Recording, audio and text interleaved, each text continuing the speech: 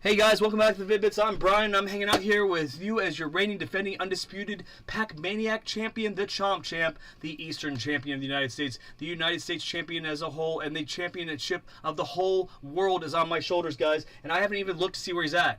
He could be right on my tail. If this was the time that he thought to catch up on me when I was at my job, and this is when he could catch me slipping. Nobody checked it for me. I used you and showed you quantifiably that how far ahead he was. And you know that we're fair and honest and we let the things fucking play how they lie here. So, with that being said, that means even though he's 15 minutes behind me and I don't know if he min-maxed the whole time, I'm still going to look at the leaderboards first before I fucking go and see where he's at, because that's just how we roll here in Chomp Champs. We are not afraid of competition, because once we run away with it and once we have all the metrics in place, then either it's going to be a chase, and he's now fatigued 5 hours of min-maxing versus my fresh and authentically genuine self and my ability to play Pac-Man. I went around and Johnny Appleseeded all over the community today. I did that Johnny mode and triple thing, 7 thing I like to do, where I just say, how are you feeling? What do you want to do? What do you want so-and-so? And I have just been activating people all day. And you know what? The last thing I say is, oh yeah, I'm the Pac-Man champ. And it's wonderful. It's gloriously superb when you fucking put yourself last and you learn how to effectively do it. So I'm just letting you know, as the Chomp champ, we're going to go here and give these people the glory for being the people that paved the road to #1. And we are the Chomp champ. So I'm going to close my eyes. I'm going to flip my head, my hat down so I can just see the bottom, because that's how I do. It's really an integrity thing, guys. Honestly, at the end of the day, if you see me in the street, we only had one instance that I knew ahead of time because Bray wanted to produce the thumbnail, and I really respect him because he's such a way better at that than me. We're still rocking the 45th anniversary Pac-Man thumbnail because it's still the week of his birthday. He still needs all the glory. We handed him the throne of the world, as I called it, the Pac-Maniac Championship, which is combining our Eastern United States Championship, our United States Championship as a whole, and then handing him the Global Championship, the Triple Crown, forming the Pac-Maniac Championship. We handed it to him a day after his birthday, a day late. But guess what, Pac-Man? We're going to keep this fucker until you're 45, bro. And then maybe even 50. Because people are like, why are we going to shut this game down? We can't, because everybody's trying to chase Johnny Monad, 777, Pops from Pops Plays, Brian from the Vid-Bits. They're trying to chomp him down, but they can't. Because he's doing it for not just him, not for the Vid-Bits, not for just that, but for the glory of the gamers. Because that's what we're about here at the Vid-Bits, is the glory of all the gamers and the gaming culture, and making sure that you can live big. And then even if you attain your dreams, you can go even fucking higher. So if we're going to go higher, let's fucking go and hit the first fruit prize. What is the fruit prize, Brian? The fruit prize is the fact that when you hit 100,000 rating, which I'll be the first person to do here in about an hour and a half to 2 hours, that'll be considered, if you take away the zeros, because it's not quantifiable, right? Can you think of 100,000 of fucking anything? I can't, right? I can't wait till it's $100,000 so I can eat better, but I'm only going to take $10,000 of that. Bray will take $10,000 of that, and $80,000 of that is going to go back into the Vid-Bits Fund Club after we pay taxes, pay our employees that have been along all the way. So I can't wait to hire all the people that have been around us and that can be our team, because you guys, that's what happens when you bring somebody up. You logistically put them on the payroll. So guys, I guess be thinking about where you fit and play with the Vid-Bits, because you're still going to be in consideration just as equally as everybody else. But God, I would rather put my family members there first. I'd rather put my friends there first. But there's fucking Bob from this specific drive-thru has got a more shot than most of my family members and most of my friends right now. I'm just fucking saying, because there's this guy that's struggling today that I know has got so much bright future ahead of him. And if I can just cultivate that a little bit more now and just have him fucking clip off where he doesn't lose 20 years of being the battery in the system, then man, was this worth it. And again, I will sleep on a cot to make it happen, guys. So let's go, and I'm pointing down here, not looking at the Chomp Champ leaderboard. Oh, I don't want to get in there. No, don't want to do that. And again, when I get this on multi-platform, I can start looking and see what platforms you guys are on, so when I call you out, I can make sure that you get the proper platform usage, because I haven't really given you the database to start setting that information, and I'm not really... I am speaking it into existence and knowing that the guy in the chair will manifest himself to be able to take that information in, or I will then eventually get the free time and I will start to do it myself, so the infrastructure is laid there, because I want it a specific way. I mean, this is all just, as Thor said, just spread it out and it gets scary. It's fucking scary, bro.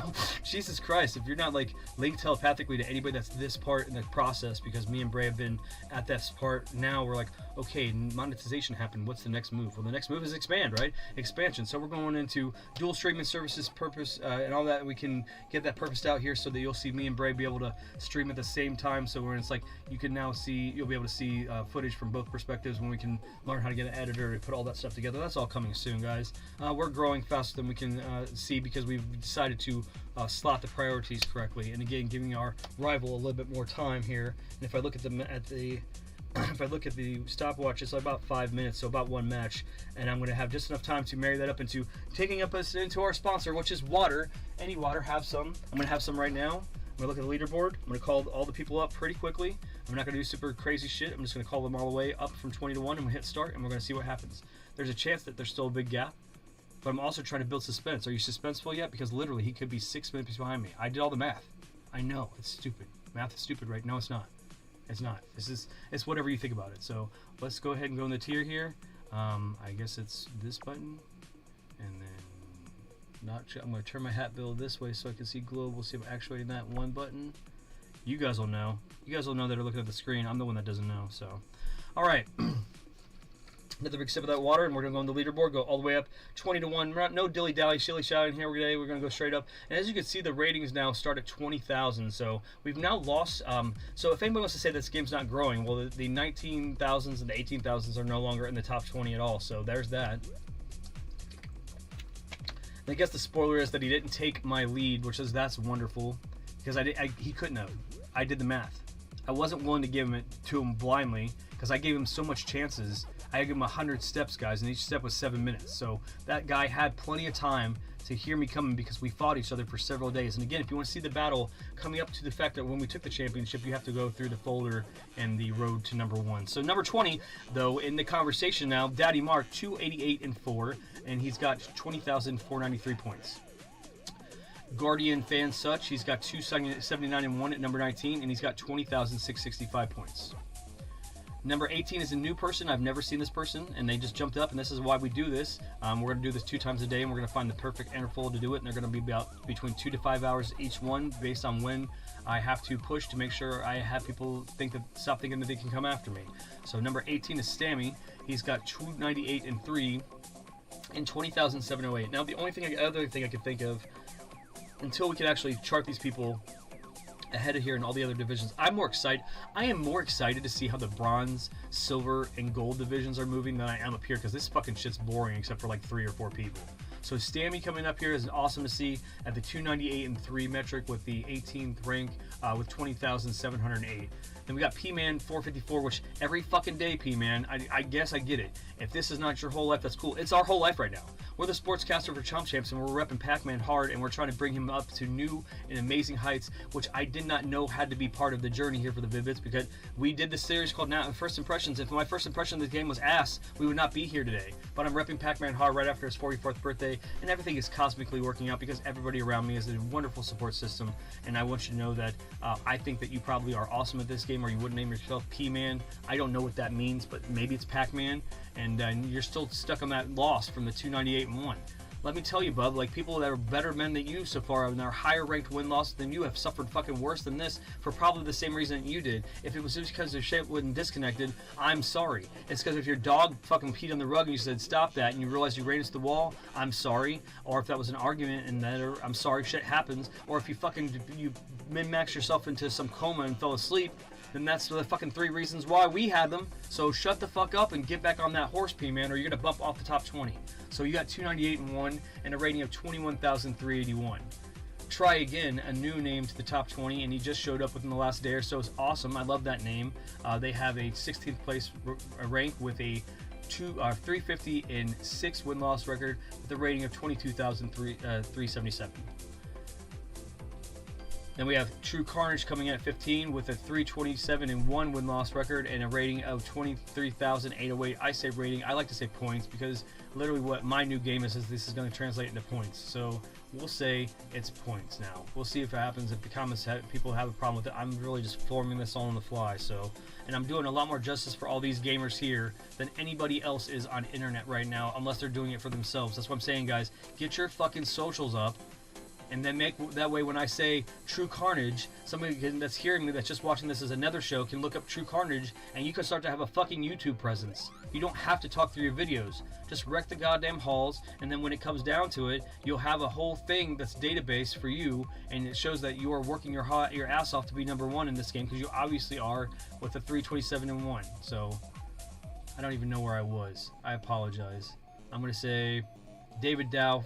We'll do David Dow with the triple threes and a 0, so a flawless third of the way to 1,000 win-loss record with a rating of 24,611. Let me take another sip from our sponsor, H2O.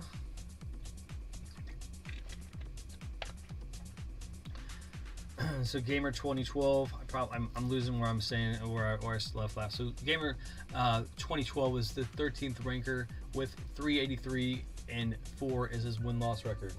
Oh, that's fun. Everybody loves that one, I'm sure. Then we have a ranking of 25,073 and 73. So they are a quarter of the way to where I'm going to be in half an hour, which is at 100,000 ranking, or 100,000 points, which we're dubbing the cherry. Okay, so if you're looking at the prizes, it's a cherry. So as soon as I get it, I'm going to switch my gamer tag, which I've always had to Clyde, and I'm going to switch it to a cherry, and then I'm going to keep it there until we talk about the next metric that you are only really considered that emblem if you are at that metric, and until I get an actual physical belt and has the side plate thing that I'm going to do with it, and then I will just take a picture of it and I'll put it up for the membership club and on the socials and all that fun stuff, because I can call myself this. I would really prefer you guys at Bandai Namco to send me this shit, because I know that it'd be really awesome if you guys were able to market this stuff and like make people feel like they want to be Chomp champs and then got something for it, because I'm the Chomp champ of the universe right now, and I'm going to make sure I ride this out long enough so you can think it's not a fluke. So 2012, Gamer 2012, 13th place, 383 and 4 win-loss record, 25,073. And if I touted you more than once, it's because you probably need the encouragement or you deserve it, I bet.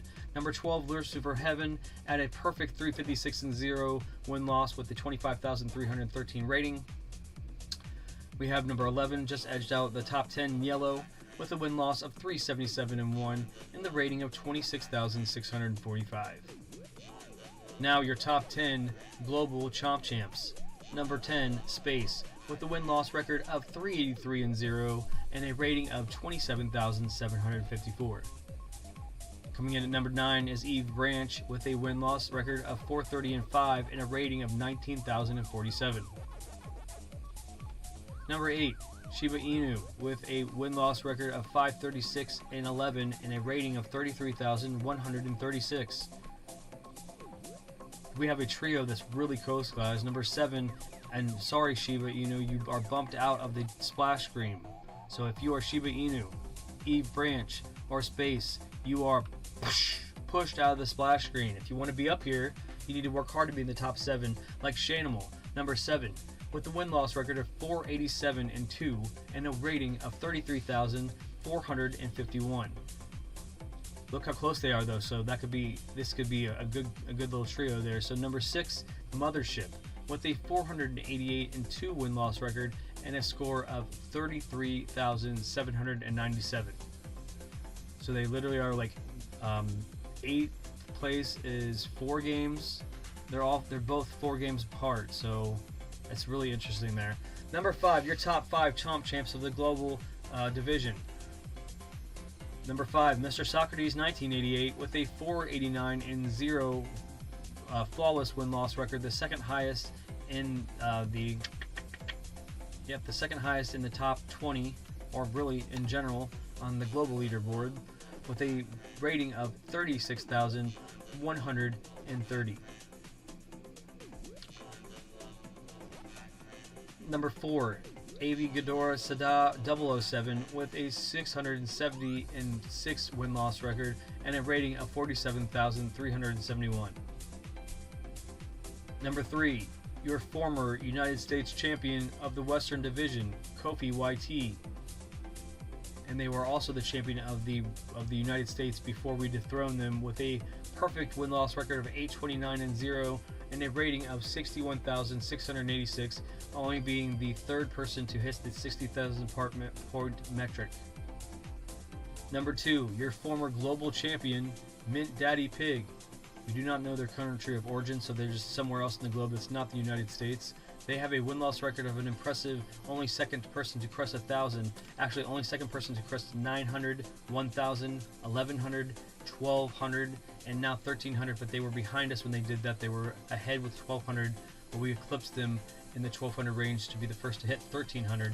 But they are also the first person to hit 60,000, 70,000, 80,000, We eclipsed them, so they are the second person to hit 90,000, and they have 93,787 points. So that's impressive, but they are only second to us.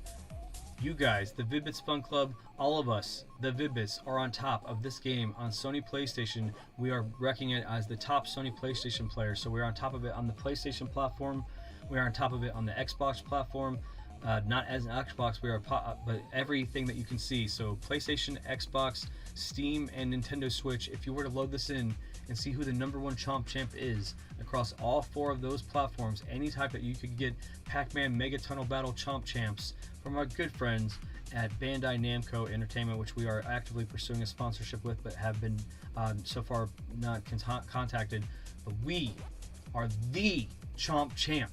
So in the title of the game, when you see it on the commercial and you know they're talking about this game, spread awareness about it, because if you're in the Vid-Bits Fun Club, it's going to benefit you to get our brand over. You know what we're about. So yes, it's shilling, but I only want the people that are ready to win the prizes to be here. The people that are ready to live their fucking dreams to be here anyways. And again, I've said it before, if we wake up tomorrow and 2,400 of you just leave, which you're not, because you think you want prizes, we're still going to prioritize people that are in chat and that we know that are OG members and taking care of us, but we're going to make sure the Fun Club is taken care of. But at the end of the day, I want a subscriber transfusion where you guys are just coming out, where the people that just came in for the viral shit that we accidentally did about this thing, or, you know, we didn't take hardly, I think, next to nothing down over the last 2 years, but damned if we want the people that always keep flooding in for the controller videos, the tech videos, when we're all about the gaming culture as a whole, and we poured all of our heart and our soul into a lot of producing for gameplay videos, making you feel like you can go on adventures with us like Conquest and shit, and bottoming out here with all of our money to get all the games that we can to make sure that the adventure continues based on stuff that we want to do, things that are topical, things that are retro, and then things that you want to experience that you're experiencing yourself, and also things that you want to see. So it's easier to do that when we can have the Fun Club together, and you'd be like, this indie game, and we have so much money that we'd be like, yep, click, done. Like, I used to think it was narcissistic when somebody just makes it so effortless that they spend money, but when you're doing it for other people, it's fucking beautiful. So when somebody says something that's so obscure that nobody would spend $40 on it, and you guys have bankrolled us that fucking high, that we're like, yep, click, we don't even have to think about it. Click, click, click, click, click. So when we do first impression videos, how awesome is that going to be when we can put that video in there as a first impression, and it's something that we never would have fucking played, but we did play it for you because we're paid, it's your TV.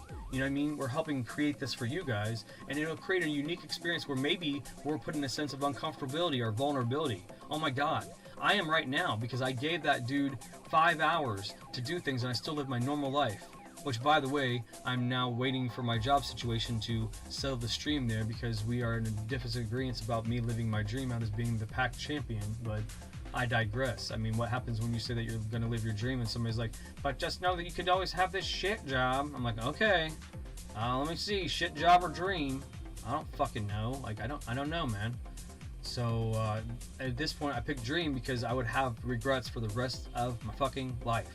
When you get to that impasse, you can either choose to go right or go left, or stand still or go straight or go backwards. I chose to fucking go forward, and also forward and up, because I'm with my son, I'm with an amazing support system. We're the Vid-Bits. This Chomp Champs thing is going to be the birth of an amazing e-league of all you guys being recognized for your gaming accomplishments. And when I say that, you can say it's a pipe dream from somebody that keeps touting being broke. Well, somebody just sponsored and donated me some food today. Somebody knows that we're in the right way and knows that I will sell every fucking one of these material possessions in this room except for what we need to get this shit going. And we'll do as much as we can with our digital backlogs before I still don't sleep on a cot to make this shit happen, because it's for the gamers. It's for the culture, and it needs to happen. The system needs to be shaken, and we are the disruptors. So it's Brian from the Vid-Bits, and we're going to go into some games now. If I did the math, you do the math. Yes, I'm going to do the math. Because we do the math around here, because we've only gotten to where we are because we do the math. So if we look at 98,000, which is also, this is the anti-gatekeeping, guys. Road to #1 means I'm showing you how to be #1, guys. And if you want to beat the champ, then you gotta fucking do what I'm doing, and I'm showing you what I'm doing. 98,531 is our score. We're going to subtract MintDaddy's score because we're on the global leaderboard. He's the only person chasing us. You can clearly see the division here, guys. I can be this cocky because I have to make it a game within a game. I already made life a game within a game, and I've told you how to do that. You look for something that's not attainable, and then you fucking get it. I thought it was impossible to be a world-class video game player in the realms of Mitchell and Weeby and Lakeman and all that, and here I fucking am. So don't discredit your dreams. but you're gonna dream big, right? That's the main thing. You're gonna fucking dream big, and you're never gonna get up on it, and that's the easiest thing to do, if anything else. And you just don't let anybody detour what you're doing. That's why the new mantra and the affirmation of working in silence or moving in silence is so meaningful. So when somebody's speaking to you, then fucking shut up and listen to them before you think about what you're gonna say, because you're not even thinking about what they're saying. You're thinking about what you're gonna say. Why are you doing that? What is that gonna do? You're just gonna ignore what they say. They're gonna have some feels about it. You're gonna feel sorry, so they're gonna go into the "you're sorry" loop. They're gonna feel sorry for you, or they're gonna be mad at you for feeling sorry for yourself. That loop. When all you have to do is maximum right now, pow boom, shut your fucking mouth and shut your ears and shut your, except for bring, sorry, not your ears, but your belief to do anything other than to receive what they're saying, absorb it all, think about it, then respond. Because if I'm talking to some people that's super educated and trying to give me advice, especially for fucking free, that's $1 million advice, you bet your ass I'm gonna shut the fuck up and not say over duper duper dur after my thing, even if it's important. Their time is more valuable per minute. Before I was willing to quantify, before I do this first math, let me just quantify how much my job was worth per minute. So when we talk about this a year later, how much money per minute I'm making. So I left a job that was making $13 an hour, and I divided between 60 minutes. So every minute of my life, I was willing to give them for my service. With all the strength I did, I got paid 21, almost 22 cents a minute. Okay? You're worth more than 22 cents a minute, and that's $13 an hour, whatever the fuck you're doing right now. I guarantee you. You're worth at least a quarter, right? 50 fucking cents, $1. Let's fucking go, right? So quantifying that, I wasn't willing to give up. So say, let's just do the math, and it's a more broke down way. Sorry. I wasn't planning on doing this. I kind of just feel led to motivate you guys that are thinking that you can never get out of a job. That's crappy. All right, so let's say you made $100,000 since we're going to hit the cherry. Let's say you made $100,000. That's $274 a day, okay? And then you're making it all day because you're doing what you want to do. So say $274 a day divided into how many, we have to quantify how many minutes are in a day. So that's 24 hours in a day and 60 minutes, so 1,440. So I missed the last number, and I wish I wouldn't have. But the point is, you're making more than 22 fucking cents a day, and you're living your dreams. And if you can get yourself to the point where you're doing whatever you're doing, and you're doing it well and in the right area, and you're socketed in well, there's somebody that likes to do whatever you're doing, so there's going to be patronage there. It's more towards, at that point, geographically locating to where the point that's going to be effective. So like if you're in entertainment, people go out towards Vegas, stuff like that. So I can help you unravel whatever you want to do. I fucking promise you, because I love hearing people's dreams. I cannot make you actuate. I will keep beating the message in, because even when we are rich, and this platform is one of those things that people are going to be like, they're rich, why aren't they doing this? We're not going to be conventionally fucking wealthy. We're going to still be thinking how we can give back to the community, and how we can do what we can do to make this business flourish, so we can continue to have a voice and be the voice for the voiceless, as CM Punk would say, and represent the gamers that are not being represented in stuff like this, like Chomp Champs, like whoever Shanimal is. Maybe they don't know that somebody's fucking been saying their name for 5 days, but I am sending out energy so that that person is a good person. They should know somebody's telling them to create a pro YouTube account and start at least uploading your matches, even with no commentary. And then that way they'll know why you're 487-2 and why you have a 33,451 rating. It's important to me that you get felt, because your energy's felt, because if you look at it, you're spending so much time. And when I'm talking about how much time you're worth, I'm willing to spend how much time I could have had. So if I look at each of those matches, the 1,360, those matches take 7 minutes. So each of those minutes, I can look at how much money I could have made doing something else, and then I put the investment into Pac-Man so I can get the platform. And it happened to also correlate with being a dream, and now I'm using all of it to spend time with you and spending time to motivate the community instead of worrying about MintDaddyPig. And the synchronicity is that whatever's going on with his life is putting him in a position where he's not competing, even though we were actually linked up to each other's schedules because we were so sweatily competing against each other. So at the end of the day, it's what you feel about it, and you spend the time where you should. You water the seeds that you plant. You basically settle your cosmic contracts. You know that the law of attraction only works if you're balanced. So let's fucking go. Hold yourselves accountable today.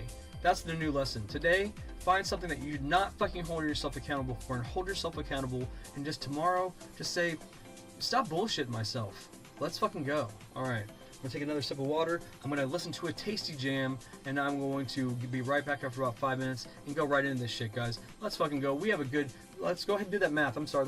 I like to start tangents, forget, and then when I rope them back in at the end, that's just kind of my thing. That's my jam. So let's go ahead and see what the difference is, so I can tell you quantifiably how many hours we're ahead of MintDaddyPig. So it's the 98,531 score for me, minus the 93,787. And guess what, guys? How you see me with the mathematics of this game and leaderboard and computation of how to close gaps, you can do this with any game that has to do with speedrunning or leaderboard jumping. That's why when our esports league comes, you're going to not see it coming, because there's already people that we just don't know around the world that are doing these things that need to be shown that they're doing them.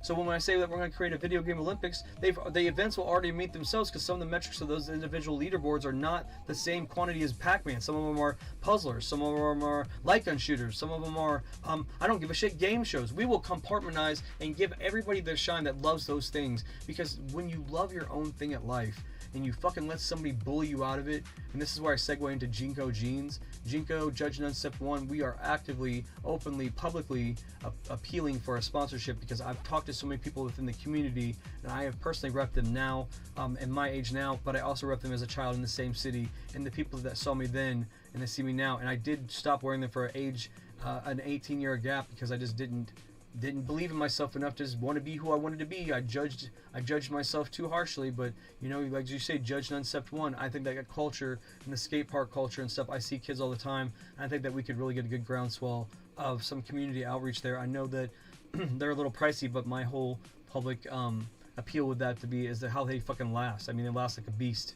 They're just absolutely beastly because of the quality of the denim, and so I would definitely like to publicly appeal on behalf of the Vid-Bits if we could look into possibly doing business with each other. Just throw me a couple pairs, and I got one kid in the community already I want to give a pair to, and I guarantee when he goes and reps them in the skate park, he will just do nothing but talk about you guys. And then some parents will get some. I promise you, you'll lose a couple pairs from me and Braden, this dude, but other than that, we'll be able to help you guys get some outreach, because I still wear them. I have 2 pairs, and they've been fucking holding up. I got a pair of Ruse that are denim, and then I got a pair of Mammoths that are khaki, which I was always on the fence about the khaki ones, because my buddy had the Ruse and khaki when we were growing up, and I had the Ruse and denim, and so all I did was rebuy those Ruse and denim, and I swear to God, they're exactly the same pair of pants, except for they stopped manufacturing for a couple decades, and they're so durable that the only way that you actually get holes in them is when you get that cuff hole in the bottom when you start walking with the pants too much, and then you start to wear them, and then it starts to magically make its own little ring, and then eventually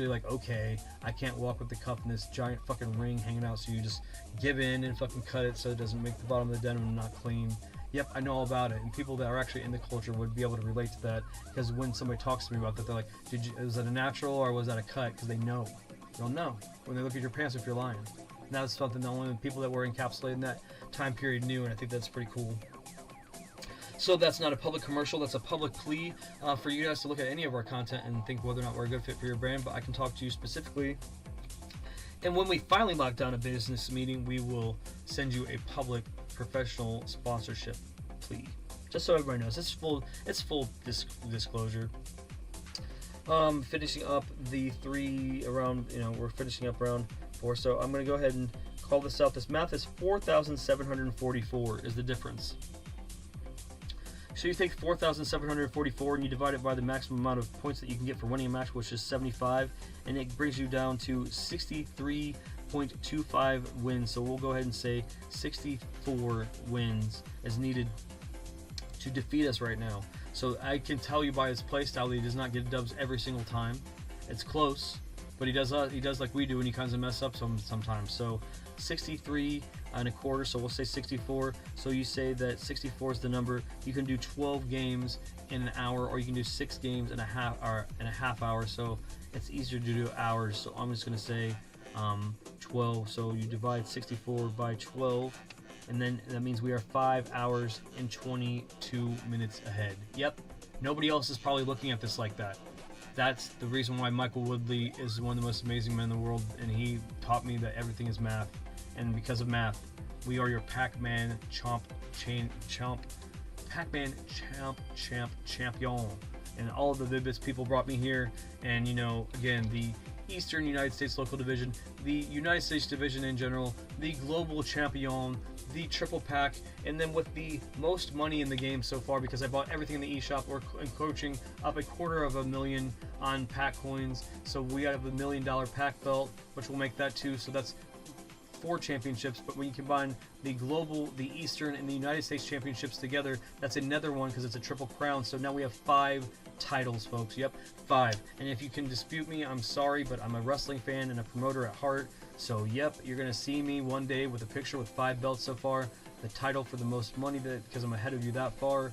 The title for Eastern United States as a whole, and global, and then I will have the undisputed championship because I gotta just have that, right? Look at the pictures with Ultimo Dragon, the J Cup. If you don't believe me, that I've always wanted to be a fucking belt collector. So Kenny Omega's done it in the modern day. I'll do it in the video game era, so we can have the fucking picture and let's go. We've earned it because we have been doing what we are thinking you're doing, which is hiding in these fucking shadows in your basement and not knowing that you're a superstar gamer. And yes, you can look at the road to #1 and take what you will. If anything else, you can turn the volume completely down and just support the Vid-Bits and watch me through over 160 hours journey from when this game launched, except for pre-order for a week, and you too can become the Chomp Champ. And now, without further ado, after my tasty jam and just a little bit more intermission, because I'm trying to build up the suspense, we are going to break this barrier live and be the first people to hit 100,000 of the rating, which I'm dubbing the cherry. You will see me switch my good little friend over here, and he will stop being Clyde, and it will just turn to this cherry. And I know that that signifies that I have 100,000 rating, guys. 100,000 points. That's the new metric. The Chomp Champ says so, and we're going to go through and we're going to push through to new heights, and you guys are going to see that we can even make this fun on top of the highest level of competition. So it's Brian for the Vid-Bits. Give me a moment to catch my breath and get ready for some good games, some good RNG. We love hanging out with that guy. And any questions, if we can get some people in the chat, I don't really care if they are or not, because I got to put my nose to the grindstone and keep us in the lead. We'll be right back. It's Brian for the Vid-Bits. Wooch.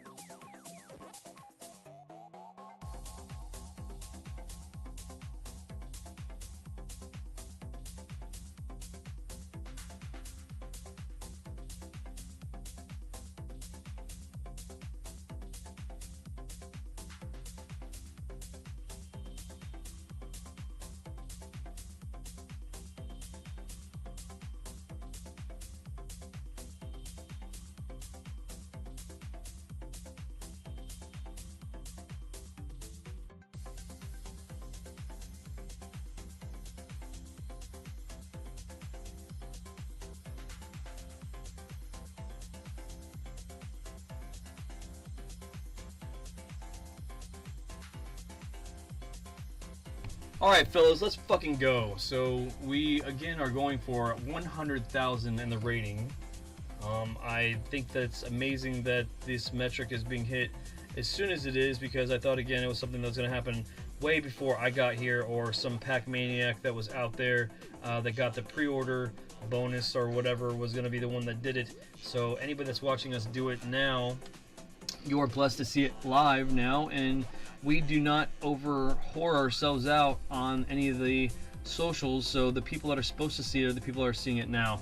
The people that know that it's happening are the people that know, and those are the people that are really like the secret members of the Vid-Bits Fun Club, because we don't shout them out all the time, but they are just as important because they are a nexus of people that are all trying to achieve the same thing, but we are unfortunately, took too long to activate it for some of those people, and for the people that are still in the throes of their lives, we are hopefully going to be able to give them less time being batteries and more time being the solar panels, and then they're just soaking it all in, and then just being able to infinitely be wells of energy. And every time I say stuff like that, Pac-Man just closes his eyes like, yes, or he's asleep like, damn it, let's go. And then we're going, guys. We're gonna rock and roll here. It's 18 wins, so we'll end up on 1378. Then we have an episode of Game of Day May, and then we will be see where we're gonna be at, and we'll check in and see whether or not the Chomp Champs episode comes before something else. But obviously we got to keep chomping away to hit some of these metrics that you guys are probably astounded that I'm going for. Like I said, 100,000 rating, but the next one is 300,000, guys. So buckle up. If you could figure out what the next fruit target is, you can drop it in chat, but you'll probably know if you know classic OG Pac-Man. From using the cherry for 100,000 rating and being the first person in the world to get it, I now control the future of the game. And I know that the lore of things like nicknames for magic cards and nicknames for things like that are always dictated by the community. Well, I am setting the fucking rules of the game, guys, because I am the Chomp Champ. I am Brian from the Vid-Bits. I hang out with my best friend. I know that it's really taboo to say, but it's my best friend, and it's also manifested the son of my awesome son, Braden, and he is got a 25-year age gap between the two of us, so his perspectives are completely his own. But I'll tell you what, he does influence the hell out of me because he's amazing at the stuff that he touches, and some of that is Dark Souls 3.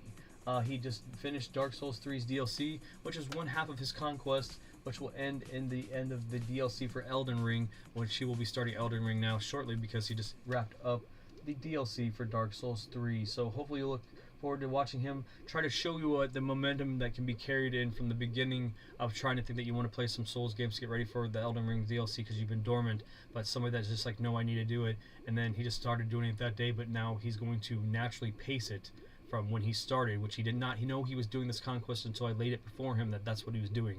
He knew he was going to train up. He knew he wanted to be the DLC, but he didn't know that he was naturally creating and producing. See, we're producers here at the Vid-Bits. We produce video game content because if you don't know, as a content creator, you're not just playing video games and narrating them. You're creating a cinematic experience by curating, and actuating that with the controller in a way that sometimes people can only live through vicariously, and just take that responsibility seriously, because you can make a game seriously suck if you don't know what the fuck you're doing. So you should make sure that you're at least honest, that you're just figuring it out together with the audience when you're doing it, so it doesn't make their masterpiece look like a clunky piece of shit. And I know that I have to say that passionately because we're in Game of Day May, and this year the theme of Game of Day May is indie games, and it seems like lightning in the bottle also seems to be, with the predictability of the industry, has decided that this is around the time that we should be thinking about indie games. And not only are some of the people that we admire in the industry talking about them and how we should be looking at them again better than AAA titles, but when we first started doing that, we did that with Jonathan Blaze Blow. Jonathan Blaze Blow. Strike that. Reverse it. Jonathan Blows Braid, and now it's celebrating its 15th anniversary, I believe, and we just covered that all on our backs. We paid for that. So the time, we paid for that. All we did was pay for the game. We record the content. We're not monetized on it. We're not taking it down. Why are you not? You could say that you're taking it down to learn from your mistakes because you didn't pursue the knowledge of whether or not it's monetizable. We knew, like when we did Undertale, I was not going to take that masterpiece and be like, butcher it so I could make some fucking money. I would have played that game offline on my own and not did anything about it because we just now found the secret sauce that allowed us to be like content creators and have the momentum. We first started being content creators in our mind 7 years ago, 2 years ago, we actually started being like, okay, even though if we think we can do it, we need to stop doing it because we think that we're going to be big content creators. We love each other, and we just need to start fucking databanking this shit for us. And that is part of the secret sauce too. So I can give you all the keys of the kingdom. I can tell you all the things that you can do to be where me and Bray are. But you have to have a healthy relationship with everybody in your fucking life. You have to care about everybody too before you even think about what you're going to do with your dreams. I know that sounds fucked, but that's what it is. If you don't do that, you're not attaining true balance. You're not ready for whatever the next big step is, because you're going to blow it. You're going to blow it. You're going to get it multiple times in your life. And if you get it, truly get it, I know people that are young like Bray, that they're not going to be fucked already, and they're only concerned about now using their energy incorrectly. And that's a big responsibility. I mean, I don't know how to quantify how responsible I would feel if I knew that I could possibly be solving cancer and instead I'm playing Pac-Man. And I could be. I could have been that person. I still could, but that's not my lane. That's not my jam. Pac-Man's my jam, but also empathizing and lifting up people that could be the next person to do that is also my jam too. That's why when we sell ourselves as the Vid-Bits, it's not a shill like as in like a fucking like a circus. We're like the Vid-Bits as in we're selling ourselves as our redacted last name authentically out here and putting ourselves on the sleeve, because at this point we, you know, instead of it being Big Brother as there's a camera that's looking all over us and then there's things that hear us, we are embracing that, and we should. Because it does make you safer in the world where you're in a situation where we could find out that somebody doing something really stupid really quickly, and anybody that thinks that that's not true is fucking dumb. Because there's a lot of people out there that have ill intent, and that we're not here to quantify that. They're the same people that don't want to see other people succeed, that are successful, that have nothing to do with being evil. They're just greedy. That's a different form, and that's another thing that we're not quantifying. What we are saying is, if you spend more time staying in your own lane, chomping these dots, hitting these energizers, and removing all doubt that even though within a millisecond you could fucking get caught, and you still fucking do it because you have noble intentions, you become the Chomp champ. And it's not just this, it's an allegory for your fucking life. And if you want to know more of it, I did give you the keys of the kingdom. Your key to the twilight is watching this whole thing and then picking and choosing the things out of it that I say, because I promise you, I need somebody to analyze it and tell me that they're anything other than motivating, uplifting, and selfless. And I also then I'm showing human base and vulnerability, so the things that are maybe out of pocket are me just saying them rawly in the time and in the emotion, because I'm not gonna fucking like not activate like my right to just say it, because it's you get one chance when you're in a major platform to influence people to do it the right way. That's your first impression. You do not get another chance to do it. And the Vid-Bits are all about the community, healing the image of gaming, and trying to appease everybody. And I'll say it again, and I've not found a sexier way to say it. From the people that are trying to succeed and doing their damn thing and staying in their lane, to the people that don't want to see them succeed, we will make you all money. I know it's breaking the algorithm every time I say it. I see our subs go up every day. Because you know it's right. Everything I say, you guys know. You guys know. And I know somebody's like who they're talking to. There is a quantifiable entity within YouTube that is listening to you, because when you talk to anything, the world bends around you. Do you not realize that, guys? If I talk about cheeseburger, Burger King, I hear the ad for Burger King get sent through the Wi-Fi and then pinged through another server, then that diverts the commercial to make it so upstairs my grandmother sees a commercial for Burger King.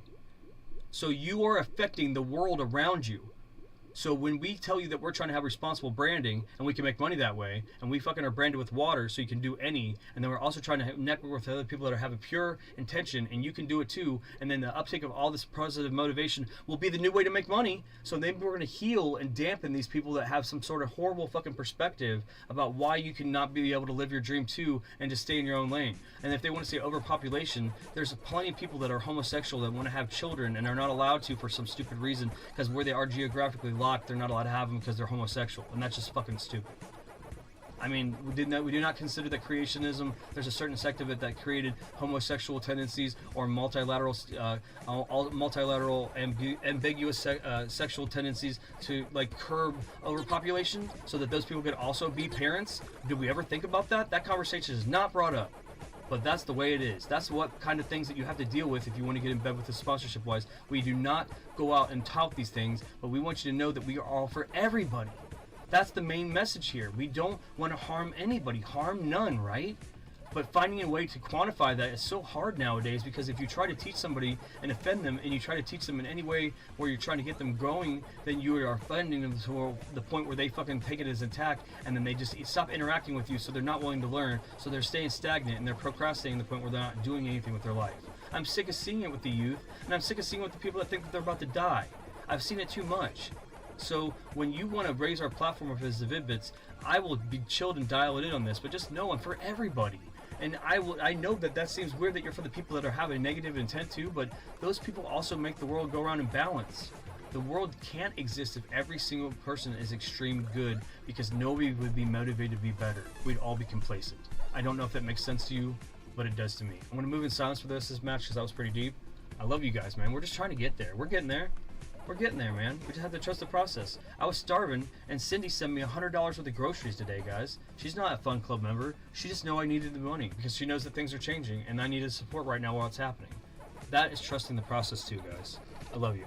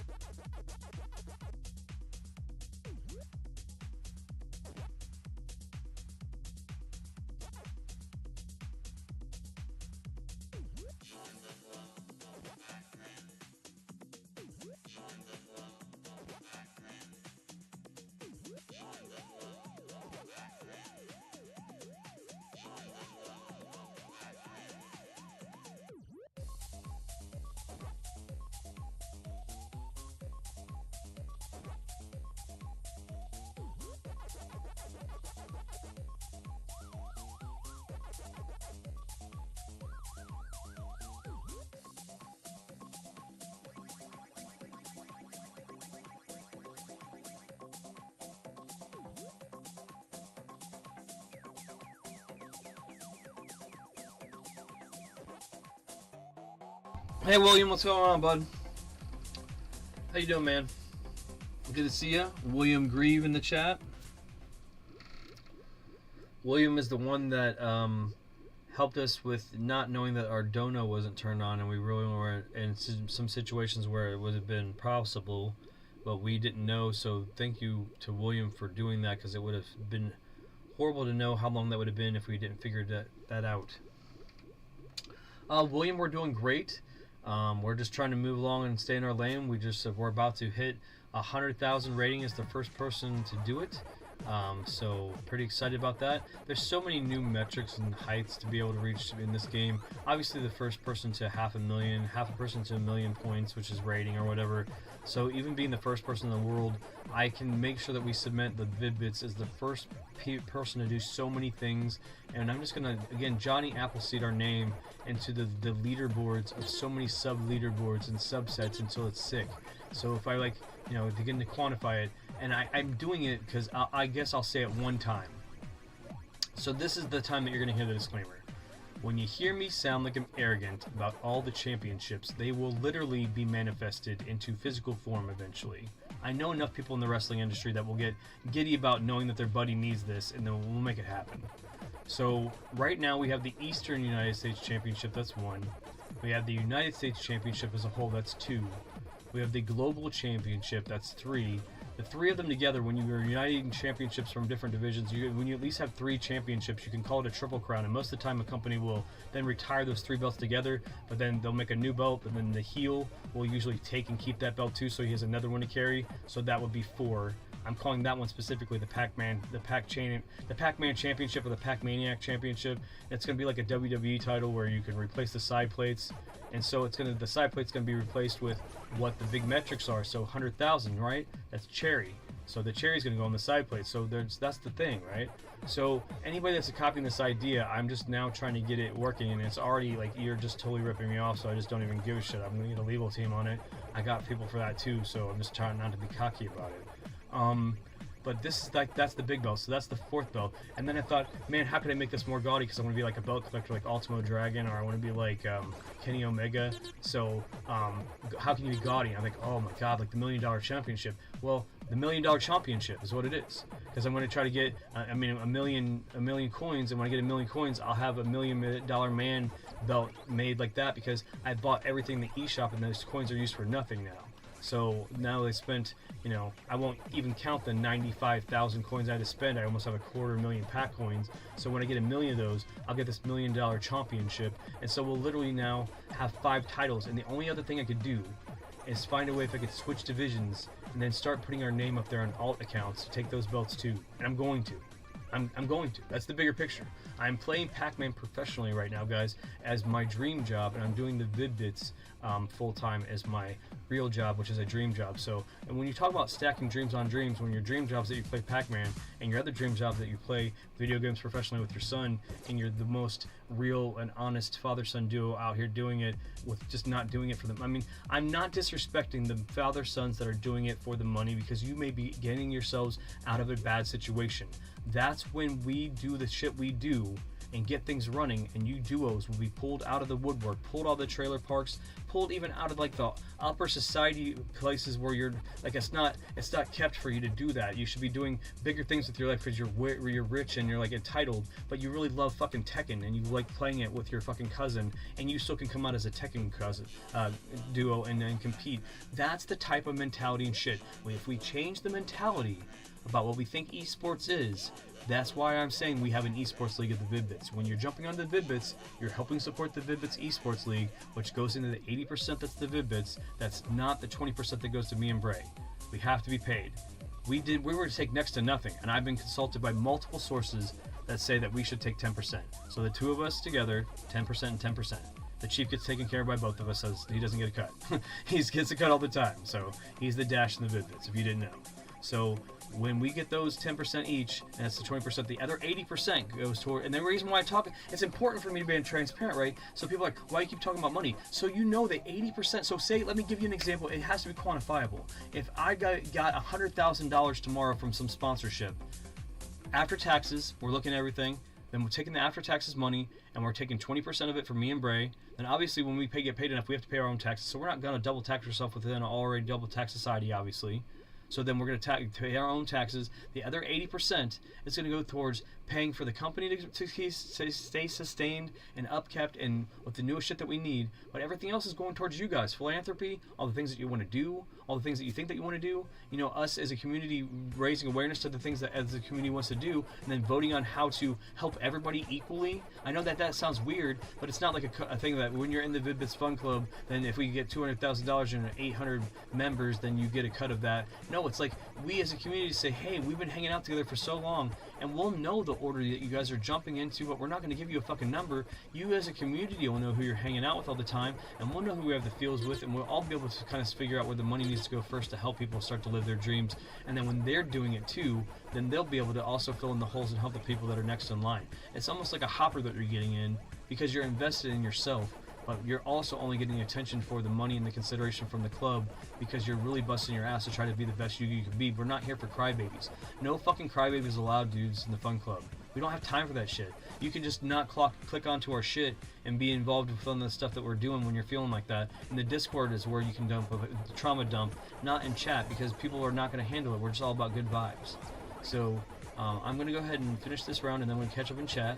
But that's kind of like what we're about, in case you didn't know, because I know that I've been talking to a lot of people today and in public, and then you may be coming out here for the first time, because we've had really long conversations with my rival. Could have got the length of the distance here in the gap, and I told you specifically when I showed you the countdown timer that my time with you was valuable today for the reasons that I really feel like when I've needed it most, some of the people that are in commerce in town are giving more attention and love, or also I feel get more have more days where they're not even pinged whether or not they're here, and that's also what the Vid-Bits is about, because I know we have people in chat like William that comes in, and he knows, I don't know why he comes in when he comes in, but he comes in all kinds of times, and he could come in for whatever reason, and it doesn't matter. It's the thing that he does come in, and there's some people that are sitting there thinking, I can't be a creator because I don't have a person that comes in all the time.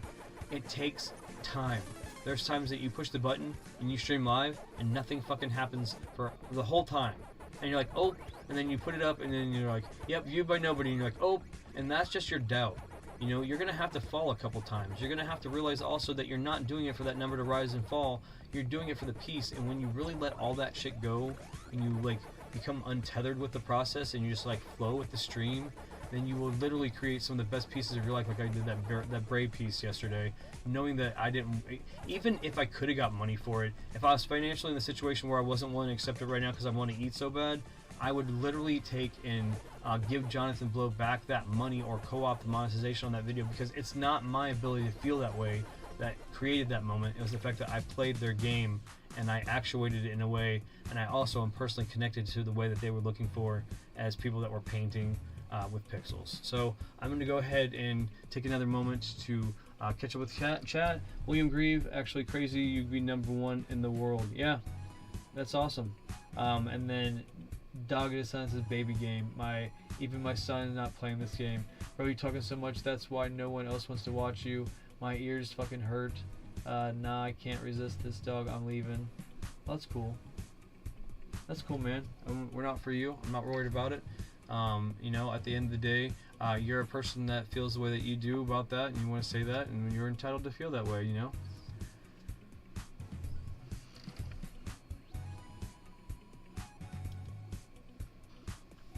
He can feel however he wants to feel, William, at the end of the day. If he keeps getting unsavory in chat, I'll just boot him. So I was just kind of giving him a voice to be able to say what he wants to say, and we can clearly say what he wants, see what he wants to say about it. So that's totally cool. He doesn't understand the narrative of what's really going on. There's a bigger picture here.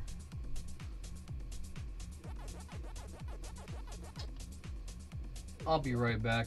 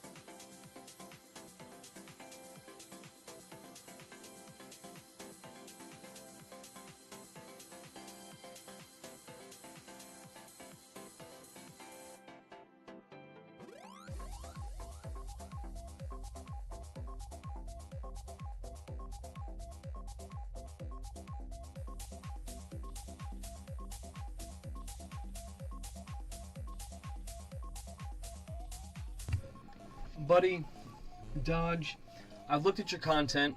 I've evaluated all of it.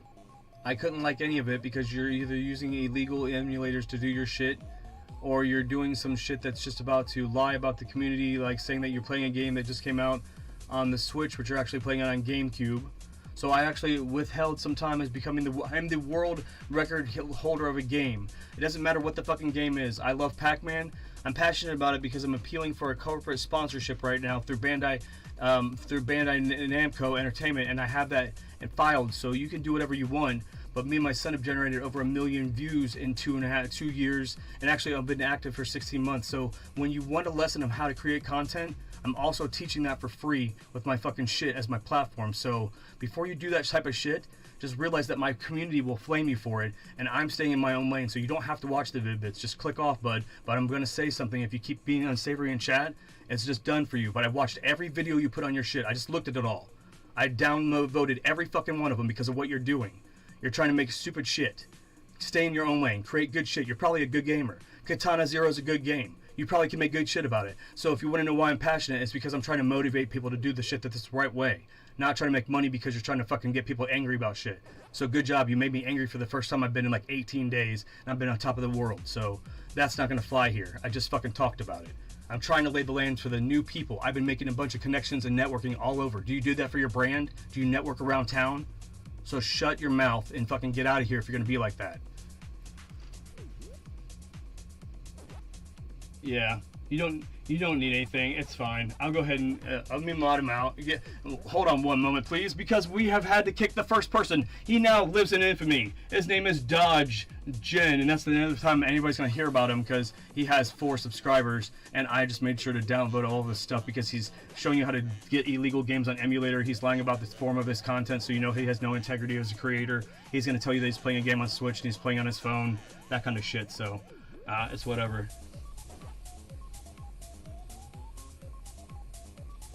Nah, William is whatever. William has been supporting us, bro. So, all right. Again, I'm not gonna bring any more attention to it, and I'll be right back while I deal with it because I'm self-modding as the champ and losing possible ground behind the person behind me because this guy is ticked me off.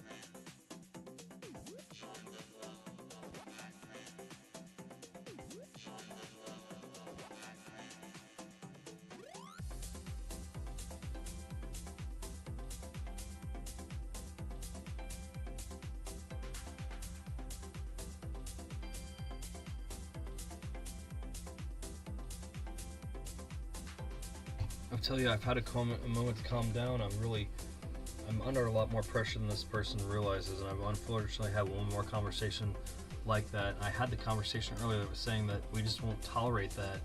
Yes, I am a Pac maniac, and I'm passionate about Pac-Man.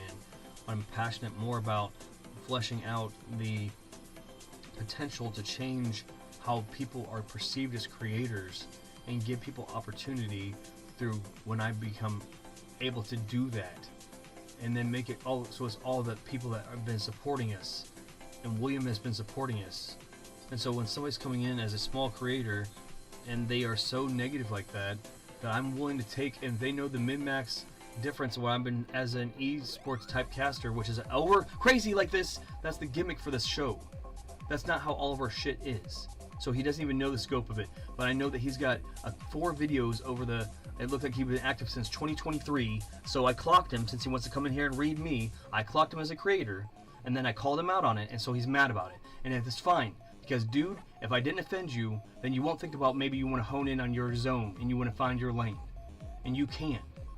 You are possibly capable of being an amazing creator, but maybe this is the moment that you needed to be like, look, I need to stop doing stuff that's dishonest. And when you do something that you're doing to see if people hate it, then the first comment that you pin the top of the thing is, if you don't like it, then Mario haters, go ahead and fight in the comments, and you're trying to provoke people to fight. You're creating a negative energy with your stuff, dude. Maybe your stuff could just be beautifully you playing Katana Zero, and because you don't talk with your shit, so that's fine. And then you could play just a great playthrough of Katana Zero, and then the people that are actually wanting to see you for your gameplay won't see you just being toxic, and the toxicity is what's preventing you from growing as a person. That's fine. I at the end of the day, I am still the Pac-Man champion of the whole world, bro. And you can quantify that as a baby game or whatever. But I was born in the 80s, so yeah, I guess it's a fucking baby's game. But I'll probably whip your ass in Fortnite if I had to. But I just am above that shit. So I saw you played Fort too, so don't make me clock you on that. I spent more time on you, and I'd let the person that's behind me, that's from another country that could be taking this from America before Memorial Day or the 4th of July and ruining my undefeated streak in a game that's 44 years old of the character, so you can say whatever you want to it, and I'm putting all of that time to let that person possibly get 4 more matches on me to deal with you and give you this time to show you that I care about healing people as a community. So if I've hurt you, here's your heals. I've given you this much time. The Chomp Champ did. When you see this commercial on TV, you're talking to the person that's fucking... Are you trying to be the best in the world of a TV commercial? I don't think that you could ever quantify that you could be that good at a game where you're the number 1 in the world and there's a fucking commercial running on TV for it. That's the pressure. I'm trying to inspire people, bro. It's hard to dial it in when all I'm doing is giving to everybody the energy to try to make you do the best you. And maybe I had to see your shit and spend 20 minutes on stream now blocking him and fucking looking at all this shit and clocking him online because maybe you're friends with him, William, and I don't know. But that is not the type of attitude that will be handled here, dude. So I figured you probably tried to bring him in because you're trying to get somebody exposed to it, but this specific part of the journey, I'm still wrangling it in, and I'm about to hit one of the most legendary achievements that's going to be here because somebody can only hit 100,000 rating once, and it's the Vid-Bits. And if like somebody doesn't want to be a part of it, then that dude's just not on the right side of Vid-Bits history, and that's fine. It's not my thing to choose at the end of the day, but man, get me fired up over some shit because he wants to call Pac-Man a baby's game. I think that Bandai Namco will realize how passionate I am about defending the little young guy. It was just his fucking just his 44th birthday, so let's go. Don't have time for that kind of negativity. I live too much. I'm too old to have been in that spot more than I have, man. I've lived too much of my life to be fucking negative and like amazing and riddling around in negativity. So he does. He totally does. He finds live streams to hate on him, and I'm a creator that is not just getting my throes of being in this realm like this, so I'm trying to be able to wrangle in how I feel about it when I get provoked like that. But yeah, I mean, I thought I started off good, but then that's what happens when you start off like so balanced. When you respond to them, then they still have to like try to find the worst things they could say, so they're like, oh, it's the thing that you like, it's like a baby's game. Like Adam Sandler gets triggered like that too, and like Billy Madison, so it's kind of funny. It's just like, you know, talking about being a shitty game or a baby's game. It's just like, it's whatever. I'm older, so I guess I'm finally triggered because of that. And again, I'm such a passionate Pac-Man fan that it just triggers me that somebody like, let me take the joy of the guy that's trying to do stuff for the community and gamer culture as a whole, and go tell him his game's a baby's game when he doesn't understand that I'm trying to like do this for just me, more than me. Like, and also not, you know, make it too serious, but try to make sure I spread a little bit of knowledge, because I'm really taking a lot of that into trying to fit this in my time, because to be able to be on top of this game, you have to be able to do it professionally to a specific degree, and then when you get far enough, you can stop doing it and then do whatever you want with that medium. And we already been doing that with the Vid-Bits, so this is just all extra. Like, and for somebody to say that somebody talks too much, there's a dude that's like just not talking at all in his videos, and that's fine. You're allowed to do videos and not talking if you actually, people have been listening to some of the things that we've been talking about. This is the road to #1. I'm in real time actuating how a human emotionally feels when they are about to make it big on YouTube, and you being able to see how I'm reacting with my real life, and while me and Braden are creating this content block and the scheduling that's trying to make it reliable for our subscribers to be able to dial in. I am not like this when I play Dave, except for I play the character, so I guess he definitely would hate Dave, but maybe he would like Braden playing Red Dead because Braden's more chill and shit. Or maybe he, you know what I mean? Maybe he just doesn't like the way we sound because we sound similar. I don't care. The point is, he doesn't have to like any of it, but he could like a bit of it. He doesn't have to like all of it, but he could like all of it, and he like it's fine. But people are closed-minded, especially. It's jealousy too, because really we've gotten a lot of videos in under a small amount of time, and that's because we were compartmentalized in a small space and had to continue to just find something to hone in our extra time in, and we just knew that we're gamers, so it was logical to make game content. And then half the time we didn't even have any way to talk anyway, so.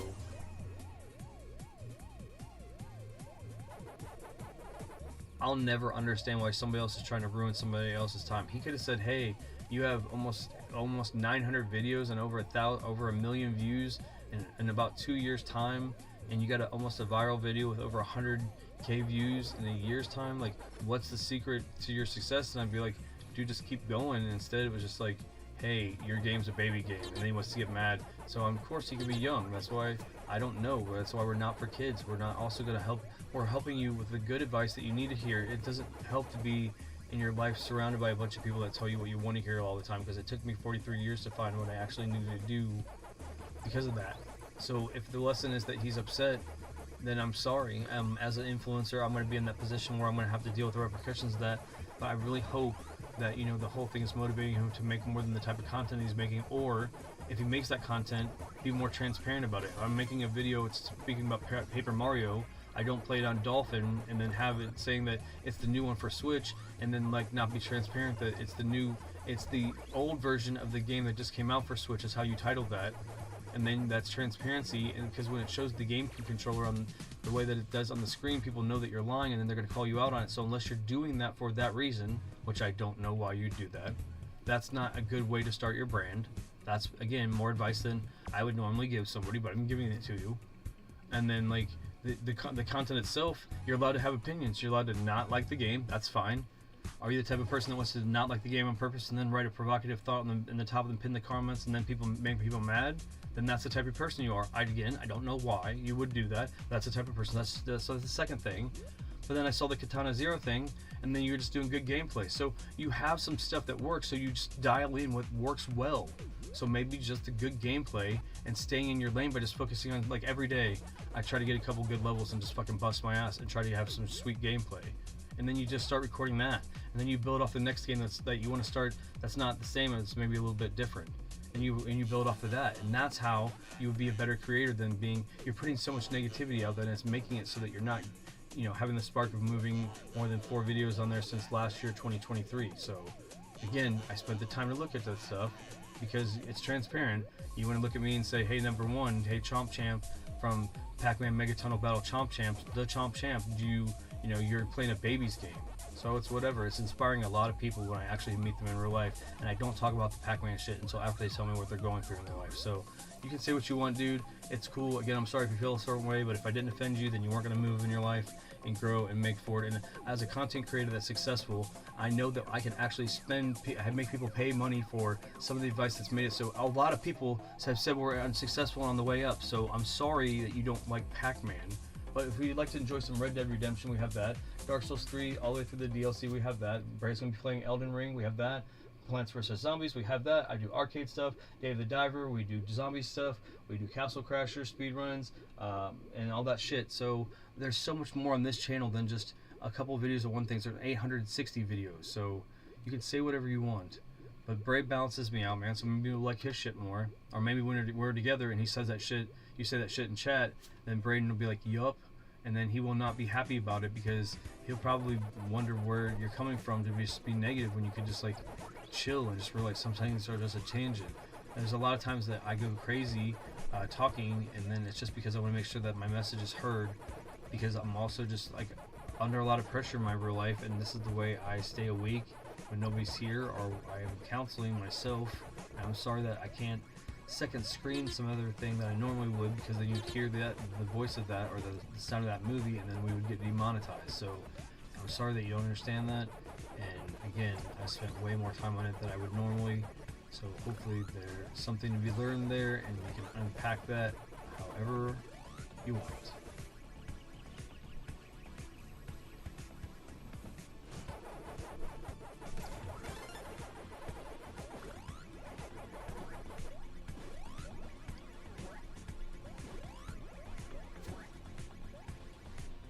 Oh, almost got it, guys. That's one of the trophies I'm missing is four in one row, but yeah, there's no challenge to be had.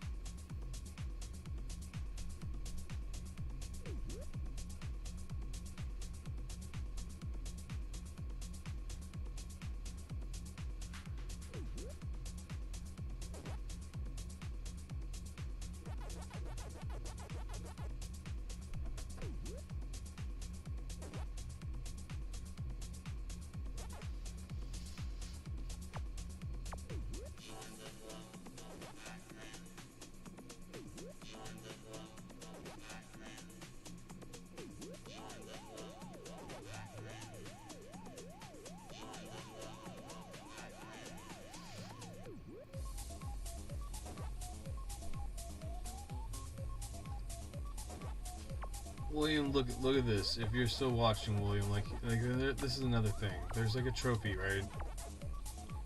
There's a trophy right here. Where is it at?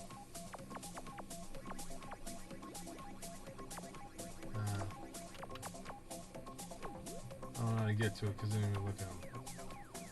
But there's a trophy that's 1 million dots, and nobody's unlocked it yet. So like that's another thing that we're going for.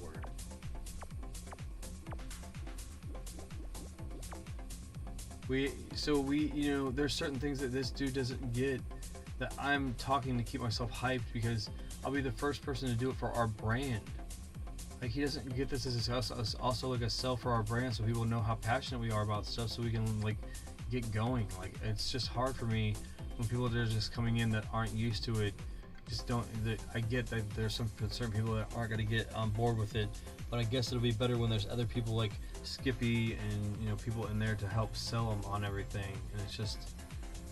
And I don't know why I'm worried about selling people on the hype. So I guess I'll stop talking about the fun club and stuff, and then stop talking about the philanthropy and all that because it's not getting us any closer to monetization or anything. It just is a realization I need to just shut the fuck up because it's another stage of moving in silence now. I'm just keeping on the grind, and I guess I'll be that guy that doesn't talk that much. So, all right, be quiet.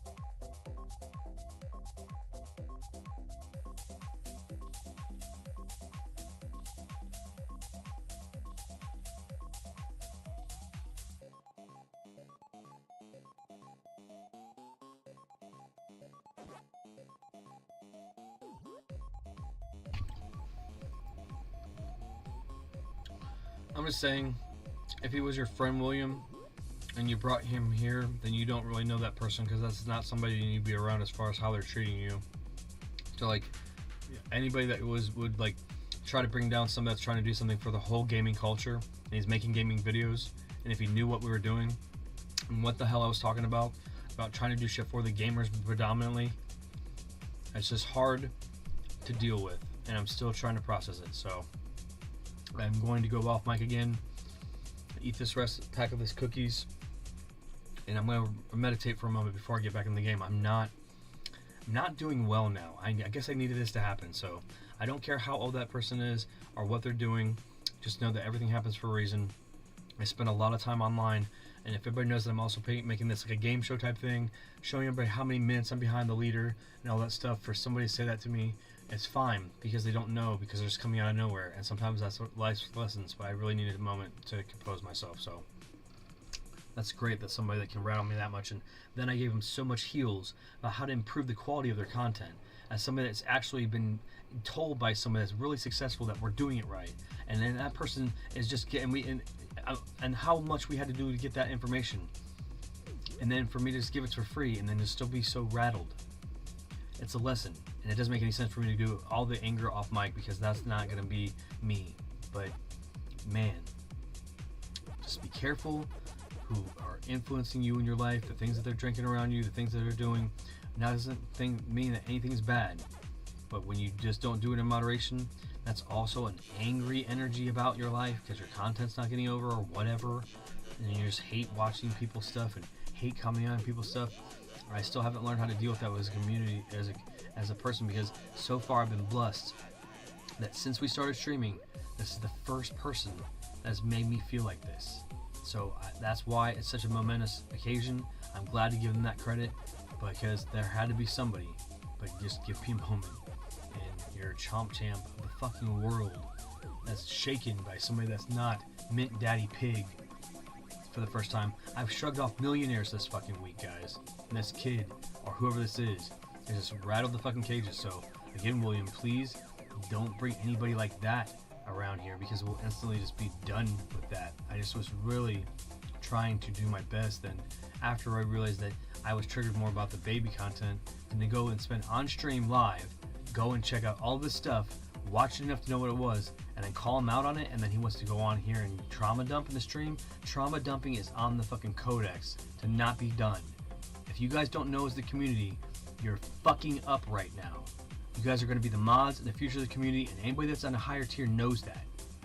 So I'm going to go offline again to just meditate for just a moment.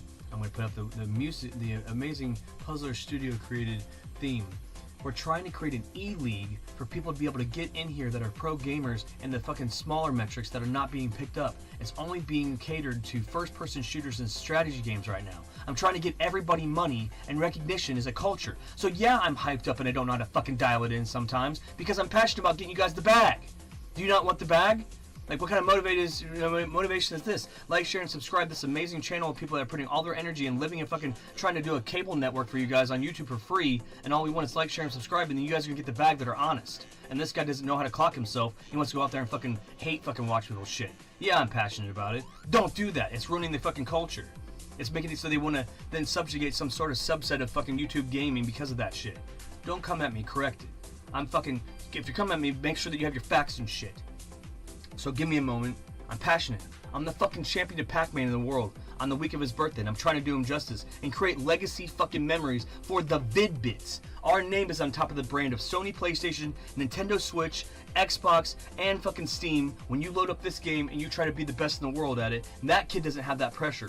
That adult or whoever that doesn't have that pressure. And I'm doing it for you guys, so that we can all get the fucking bag and we can all eat a responsible meal and fucking learn how we can fucking do this shit together in a way that's easy. It's easy. And he's just mad because I'm just hyped about fucking the fact that I found out I'm sorry I'm hyped. I found out the meaning of life in the middle of your fucking life when you saw the stream today. My bad. I just quit my fucking job to pursue this as my dream full time, guys. And I was having to do that and all the time and not be able to dial in this full time. So that's not horrible to come at me like that. Again, sorry. Simmering down. I wish the Chief was in here, because if the Chief was in here, he would just totally be grounding me, and Bray's still trying to do some social stuff, which I totally appreciate. I'm going to calm down. We're going to hit the 100K. I'm going to celebrate for a moment. Put on the cherry icon, which I've said associates. I'll do more stuff on the socials and let you guys know that when we get 100,000 experience points in the rating, we're calling it the cherry, which is the first target in Pac-Man. That way, the 100,000 rating, which are going to be the first people in the world to hit it. So yeah, I'm hyped. I'm the best in the world at something, and then I'm doing the first in the world extra stuff on top of it in a video game. It shouldn't really matter what the game is. Why does it matter if it's Pac-Man? It could be fucking Minecraft. It could be whatever. I want to be the world's first raid with Destiny with my son, and we just could never get that shit. I'm the world's first in Pac-Man on some stuff. Come on, guys. Why can't I be hyped about it and not know how to dial it in, and then try to also use that mania to fucking transmute that feeling into helping you guys self-actuate into doing all the shit that you want to do that you dream about? And this guy wants to come at me like, it's a baby's game. I guess it is. It was in my baby book that I liked it.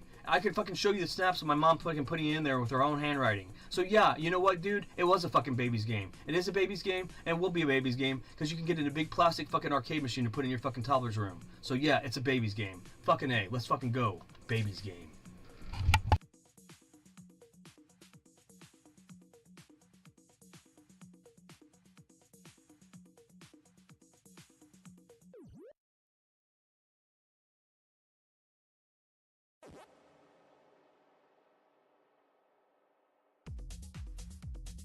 And if that thing goes viral, it's great. Because I guess we'll go viral for the right reasons when they know that the fucking right information's here and whatever. But you know what? I hated to know that that little kid's going to have whatever going on, or that adult's going to go on, and then he's going to get the pity party crew about it too. So I still haven't read your chats, but I thought, man, if that's where he is he fucking clips it perfectly. Like, I provoked the #1 Pac-Man person in the world to say this shit. Good. But the Vid-Bits want you to fucking fan the flames a little bit and get people to know about the Vid-Bits Fun Club today. Join today, but you're not in because you just fucking decided you were on the wrong side of history. Sorry, buddy. You should still work on your content, and I gave you 20 minutes of fucking pro advice for free. Mwah!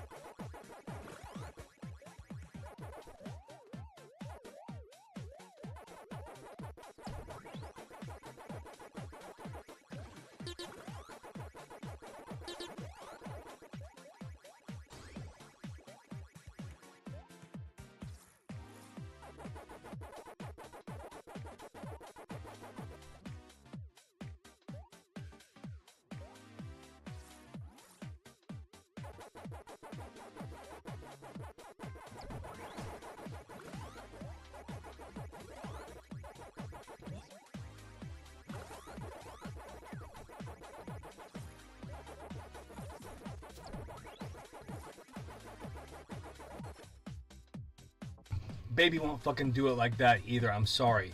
And if they are, they're going to be better than me at Pac-Man someday.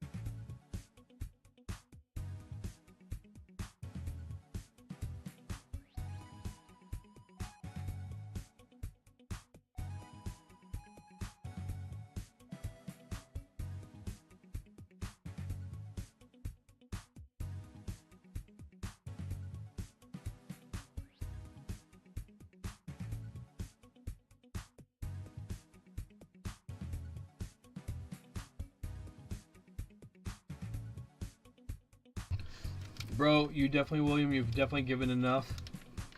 I appreciate it. I know that you'll have, such a high likelihood of getting prizes when we get that prize pool up again. When we get that prize pool up someday. And I'm not stressing about it, dude. You freaking don't worry about it, man. You don't have to. It's uplifting because you don't have to hang out and stream. But the fact that some people sit in other people's stream and just try to shit on what they're doing, when they could be working on making their own videos. They could, especially when he's a creator. You know what I mean? That's why it was just hard. Because I'm on top of the world in my community and around my friends and my family, and inspiring them to do something that they want to do, that they're passionate about. And I don't have any money to help them. I don't have advice. And also the dream that I wanted to be the best in the world at a video game, and Pac-Man's 44 years old. So, you know what I mean?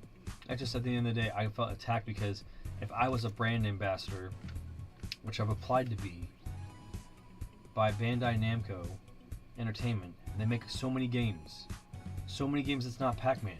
Does he know that when he shits on Pac-Man, say he was in my position and he didn't like Pac-Man, do you think that's smart that him as a creator that could blow up in the industry? And that's also, he's not a producer like we are. He's not doing like a network like we're doing. And like all the stuff is for free and self-funded, and then I'm doing it to great detriment to my family and friends that are basically helping me do that. They're really my sponsors. It's just hard. I'm trying to bring everybody up. I'm trying to make everybody legends. I'm trying to make this so this whole community can believe in themselves in ways that they didn't think they could, because I've been around this community for a long time, wandering around, and everybody just thought I was this NPC that was in their life and shit. And now that I've done something worldly, even if it's just something stupid with Pac-Man, it's inspirational. So at the end of the day, that's what we're doing it for. And then I'm just living my dream, being a kid from the 80s, trying to fucking just do the damn thing for all of us, for the fucking gamers, for the culture, even for him. Haters, give me balance.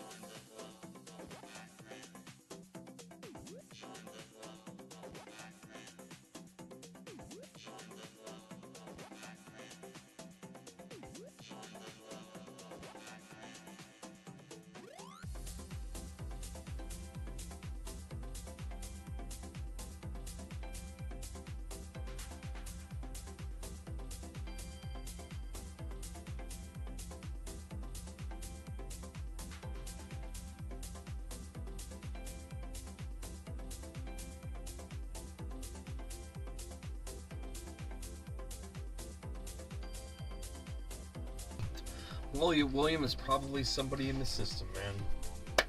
Somebody in the system. So we've now shaken off that from the cobwebs of that interaction. Just so you guys know, it's really hard to be an influencer, and there's a point where you will learn eventually that you can have the potential to turn from a content creator to an influencer in a way, because you're eventually going to be in the public eye for some of the stuff that you're saying or doing, and we're okay with that because we do world record speed runs and stuff like that. So again, he doesn't know that. You know, he also doesn't have the gift of gab, which is fine. But I'm not going to let him demotivate me because, and this is the last thing I'll say of it, it's not worth your time to be around people that are not going to lift you up.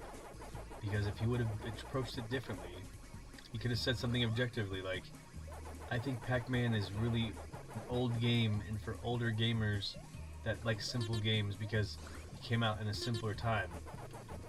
But he could also say, even though I don't like those games, I could appreciate that, and we would have been fine. Or if he just would have just left it at that, and we would have been fine. But he uses trigger words, so people that do that stuff, that's the type of words and phrases. Saying that that's a baby's toy. It's from that movie like Back to the Future 2, you know, when he goes in the malt shop, and it's actually a Nintendo product. It's like he's trying to play Wild Gunman. He's got the light zapper, and he goes, you know, the kid goes up, and I think it's actually got Elijah Wood in it as one of the kids, but then he's like shoots him dead eye. He does something awesome, and it's awesome to him. And then the kid's like, well, you have to use your hands? That's a baby's toy. Like, so like he's like devaluing the whole experience that's making him happy. And so like that's what that was. I don't even remember his name, and I'm not supposed to, and I don't want to. All I can say is, William, if you put anything overtly negative, honest stuff, just take it off. All, you know, you're allowed to vote with your thumbs up and thumbs down, but you don't have to get super defensive about it and about the channel. Like, I don't want to, you know, I mean, I don't want to have any. We don't want to give somebody too much attention. We don't give those people too much attention, you know? Let them marinate on what happened, and then they'll learn from it, hopefully. And if they don't, then they're staying in their own lane that way too, and you just have to respect it, you know? I just don't know why that person would be like that. I don't know. Some people like to watch the world burn. And it's fine, because that's them staying in their own lane too. They just don't sometimes know why the hell they're in that lane. Generational poverty, jealousy, you know, lots of shit.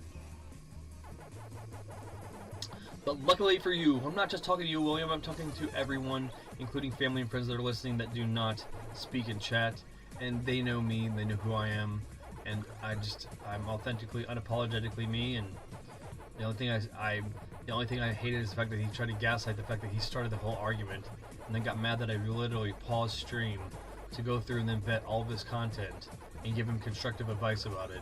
And then he was mad that he got called about the type of content that was on there, and still said that all I did was make fun of him. And I was like, what? That we all now can systematically see that's not the truth. So good luck finding a way to not allow me to show the whole clip that you may be fucking throwing up there or whatever, about the whole argument, how we had an intelligent and balanced discussion about it as intelligent human beings.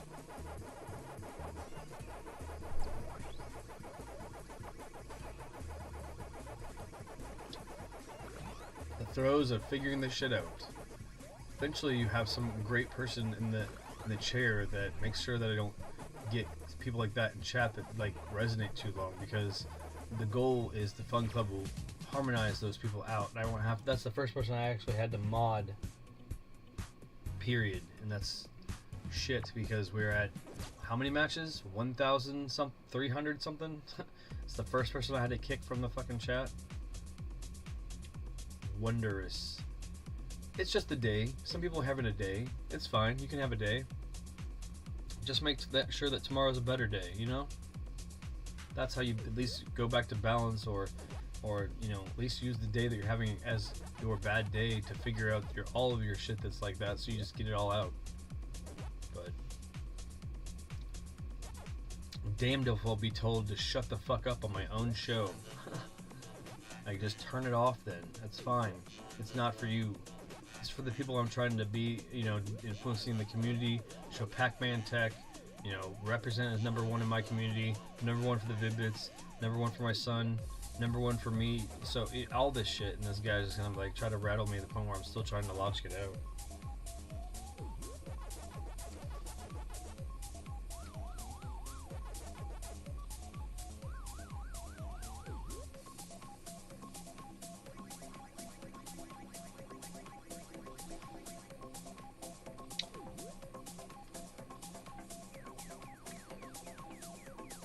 Hey Matthew, I'm sorry, bro.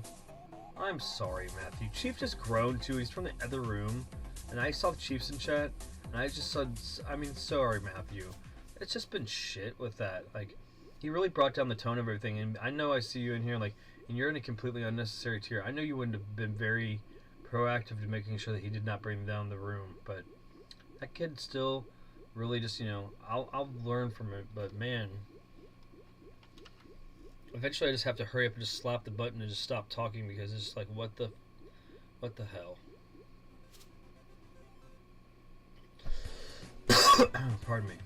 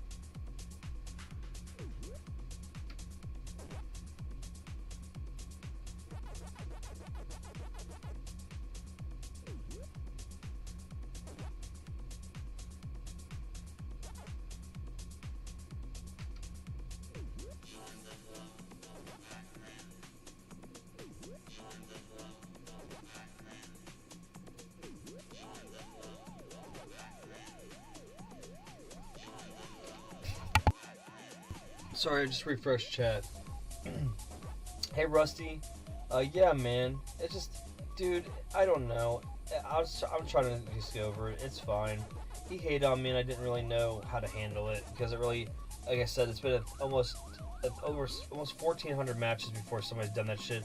I'm about to hit the first milestone of hitting 100,000 points before anybody else, and then it's been a really rough day. I pretty much told my job that I couldn't no longer split time because this has become bigger than I fucking ever thought it was going to be, and got validation from a really important figure in the community that is into gaming, and then all these things happened for me, and pretty much got to tell my job, okay, I'm gonna live my dream, and the person got so mad about it because they couldn't handle the fact that all I said was just make sure you start to think about your hobbies and what they wanted, and they jumped away like a cat that got water thrown on them because they didn't know how to fucking quantify what they wanted to do with their life. So I had to deal with that because I've never gotten told to go home because I said, what do you want to do? Like that. And they said I was screaming at them. And they were the ones screaming at me. That's what happens when you really put somebody in check, when you're saying, I'm ready to quit my job that you know that you don't want to do too, which I actually had managed to be a really great job because it was just popping popcorn and talking about movies all day. And it's somebody in our age range, me being a kid from the 80s, you being a kid from the 70s. It's just fucking ridiculous to be put in a situation where you're put in check, where you use 2 years of your life to get your life back on track. They don't know stuff about my marriage, about me being in a relationship from 18 to 36, and then basically trying to refigure my life out after that didn't work out at 36 years old and starting my life all over again. They didn't know that shit. You know what I mean? I was just that together, me thinking I was sharing a great moment for the community, because I'm really trying to lift us up as a culture together and using all the platform that me and Braden do as the Vid-Bits. I'm still waiting for him to find his individual voice. The Vid-Bits are definitely meant to be us doing stuff together, but then us doing separately. That's why we're working right now, not having to be co-branded. I just am trying to launch the Pops Plays stuff with the Chomp Champs trying to go road to #1. The metrics are crazy. I mean, I just speaking to you guys, I can just speak candidly, but I'd rather be more secretive about it and start talking about it in other chats and discords and shit, because some of the goals that I have to make it so there's no way that we're eventually not going to get attention. So he doesn't know that I have a plan. I've never been around a situation where I'm as an influencer telling you that I'm going to fucking have the bag and just stay fucking calm, and he's another person that doesn't trust the process, and I don't know how old they are. They could be a father and a son that also are great gamers, but when he told me that my content sucked, or in this case, it wasn't even that the content sucked, it's that I didn't shut up. He doesn't understand that I've just now recently figured out the meaning of life. He doesn't understand that I've now, especially for me, because it's not quantifiable the same to everybody else. I've now made amends with almost all the people in my life that I felt like I had bad, shitty situations with through Pac-Man, and I was just trying to help heal the culture and shit. And now I'm about to break a record for the fact that we're older, so Rusty, the whole thing about Babe Ruth calling his fucking shot. We did that here, and they had a 7-day lead. So I just had this conversation today. Can you remove Pac-Man from the equation and just say that any video game is this thing, and then you become the best in your division, so you get a championship for that. You become the best in the world. I'm not the best in the world. The best in the United States. You get a championship for that. Then you become, out of all the other countries that are doing that themselves, their own divisions only have their own champions. When you're competing against all of those people, you're the best out of all of those people. So you're the champion of the world. And the first one really that's going with it, that fucking Bruno Sammartino shriek, and everybody in my outside life thinks it's just stupid, but I don't see it as dumb. I see it as an opportunity to keep this streak so that when the media is talking about this game next year, because they can, because this is on 4 platforms right now, where if you look at the math, this is on 4 platforms right now, where the one that was out last time that lasted for 3 years was on Stadia, and nobody even knows what that is. And I love Google, but nobody even knows what that is. So if this game doesn't have more legs than 4 years cross-platform, I don't know what it does. And if I can carry the Vid-Bits on the top of the world leaderboard, and everybody has to see us on the top of the splash page, not only is that great synergy for my branding, so that me and Braden can be on top of this all the time, but then we can also bring awareness in communities to how fun Pac-Man can be. So yeah, it's a baby's game. That's a great angle for us. It's also to make sure people know that how accessible it is to learn how to get good, and then over the course of being behind for 7 days, then doing 7 days of trying to catch up and learning that there's a chance I can go in there. Then around that time, learning that I had to do some great crazy math and strategy adjustments, and you can see it in the course of every stream I've ever done for this game live in sequential. Even when at great detriment, I look like an ass when I have to have conversations and people chat like that. The tech to learn all the secrets about this game, and also learn that even if you're behind 7 days, you can do what I've done now in 14 days. which is about to break fucking the world record on top of a world record and continue to push other world records for the Vid-Bits. And every time that I'm around somebody, I'm motivating them to start doing their own shit. So like whatever that guy wants to spend time with, I guess it did demotivate me, and I guess that I don't want to be a curmudgeon or whatever, but getting to the point where I'm like sick of that shit when all I'm trying to do is like, it's just, I know that really translates into this person's filled with doubt. And when I check them on the type of, and clock them on the type of content that they made and give them the time and call them out, the viral moment is then that they get blasted as a creator. But guess what? They're still floundering with their 4 subscribers or whatever, and they're trying to find their own niche. And then on live, you could actually look and see how much time creatively, if you cut it, how much time I've given this person, the energy that they made me feel, and I've still tried to ultimately heal that person more than, you know, hurt myself, which is the lead that I'm dwindling down. If the person that's number 1 in the world is min-maxing behind me, that's the other person chasing the global belt. So like, I am willing to sacrifice my time to stay on top of the world, but make sure that I barter these contracts first, and this dude now just pretty much again has offset all that and the flow of the stream. And I was like really ready to drive this amazing energy into getting this world first accomplishment, so in case it does go viral, it's nice and clean and I feel really good in my play. That's why I'm going to try to do a maze and then stop. This is me in real time fucking fumbling on the goddamn line, and I'm the best in the world from some random person. So the lesson is, guys, don't let some fucking random person just fuck you up. Don't. That's not a slight on that person. That person will go on to do great things when they figure this shit out. And if it's a father-son duo or whatever, an older uncle, father-son, whatever relationship, if it's 2 people playing consoles and then it's double trolling or brother team or whatever the fuck it is, you guys will figure your own shit out, and I believe in you. And then maybe one day when that happens, you can say the Vid-Bits really give a shit about me and realize that they spent so much time in a world record scenario to fucking give me the time of day instead of actually work about the person min-maxing behind me, trying to take all this fucking record that I put together as this big storyline that I have 5 championships now that I'm undefeated and I'm running a record against this guy, trying to put this account and this record of Pac-Man and on top and keep him on top through Memorial Day. Not only that, but through the 4th of July. There's bigger plans and fucking bigger fish to fry for the Vid-Bits than this little dude. I hope that they do well, though. Mwah. There you go. I will now black out one more time and get off stream one more time, enough to take another deep breath, and we will be right back with the road to the rest of 100,000, which is the cherry, and I will address comments in the chat. Go ahead and talk amongst yourselves. I love you guys, but talk amongst yourselves. You guys are in here separately, but introduce each other and start talking about the things that you like, because it's important that you guys build a community. But I'll be right back.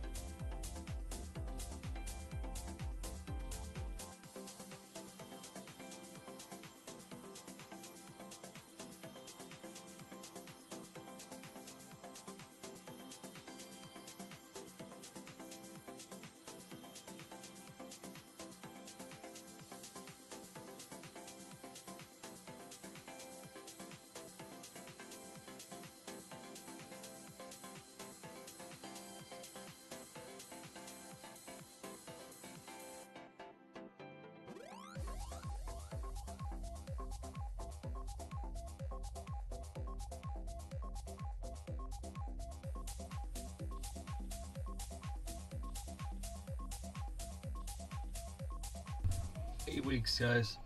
8 weeks. We got 8 weeks to live our dreams before we have to go back and find another schmo job. 8 weeks to put Pac-Man and the Vid-Bits on top of Pac-Man for sure, and keep us there for the 4th of July. So I hope that anybody that doesn't think that I'm going to do it sits back and watches and hates on me, goes online, buys this game for any platform, and tries to take me on and take us out. That guy cannot say he's got a journey like that people like Rusty can come see. You know, William can come see. You know, people like the Vids, people like Skippy, people like Matthew, people like Greg Schneider in Puzzler Studio, and Jedi Knight Blazin and Smarty, who are gifted donation or dono memberships and cuts our green. And that's why we don't give too much time to people that just made us feel that way. And so from now on, when we are talking about trolls, when we're talking about the Vid-Bits, you'll hear me say this phrase: there's some people we're not going to give too much attention to, because we need those haters, guys. Those haters give us balance. It's how we respond to that shit, and that's what matters. So let's go.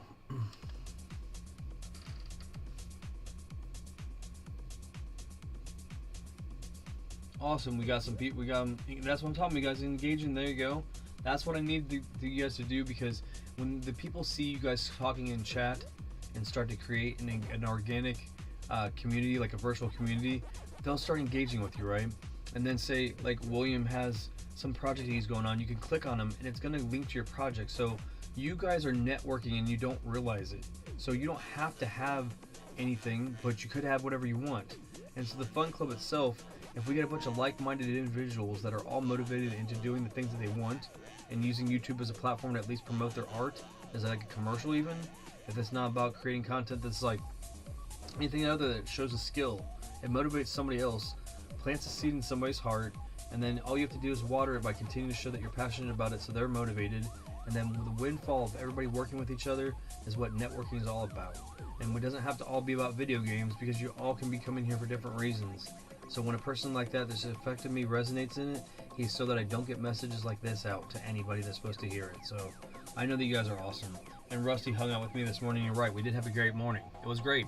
And if you even know how much the grind is going to be unreal in the next 8 weeks, guys, as the event of the summer goes on, as the Vid-Bits try to take on the world as they come after us, as we are the Chompion, the Double Chomp, the Triple Chomp, the Quadruple Chomp. We have the Eastern Division Championship of the United States, the United States Championship in the general. We have the Global Championship. So the three together are a Triple Crown, which is another championship, just in case you gotta walk around with just one. But that's actually 4 titles that you would be carrying. But the 5th one would be like the $1 Million Championship, because we have the most money of anybody in the game, and we are now also about to hit 100,000 before anybody else. So we also have the highest win rate, loss record before anybody else, and the highest wins out of anybody. So if this guy doesn't understand, like, if I'm not trying to Bruno Sammartino or, you know, Hulk Hogan this if they're a wrestling thing, or like, you know, any of that shit, or like recently Roman Reigns has had the longest wrestling reign in title history, like with how long he kept both the belts or all the belts and shit, and we're doing that, and we called it like before it was even possible. So it's insane. Like, and then somebody come in and it's like, it's a baby's game. It's like, nobody else is using math to make it so that they're #1 in the world and gonna be able to stay ahead of everybody else. They usually just chase #1, and we're using math and time management and good healthy work-life balance to be able to attain a record that's going to stand in infamy for this company, and also for us, because we love Pac-Man, or I do specifically. Like, you know, I played this shit in a fucking cave for 25 years and got no recognition, so I will always gush and defend the little guy.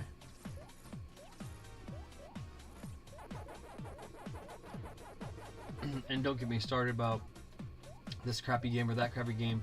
There's this crappy game or that crappy game about whatever fucking genre, especially when it's existed 44 years. So, bite me. Statistical laydown is real. Eventually, shit gets boring. People try something that doesn't work.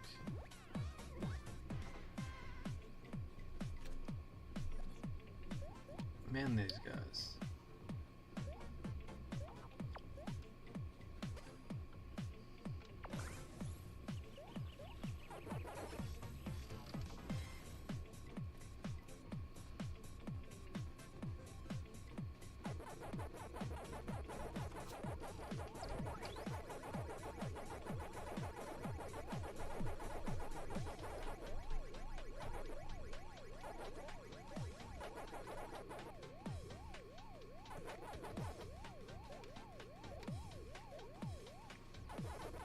Like, I guarantee you, he doesn't know how to do shit like that.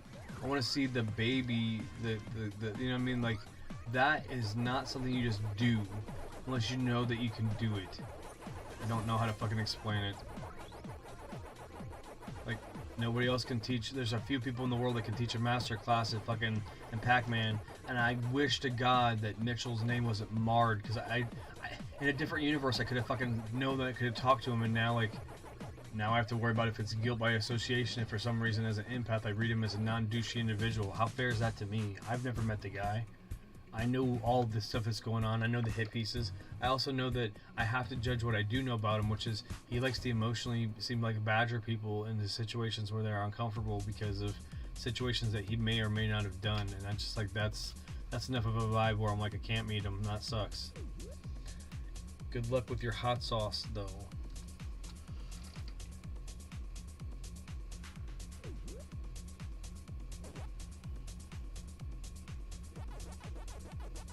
Favorites Bloodborne. William Greaves says his favorite's Bloodborne.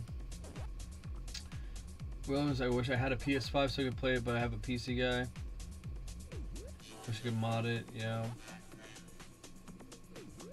Yeah, actually, Rusty, we just picked up a copy of it today, and he'll be starting Elden Ring tomorrow.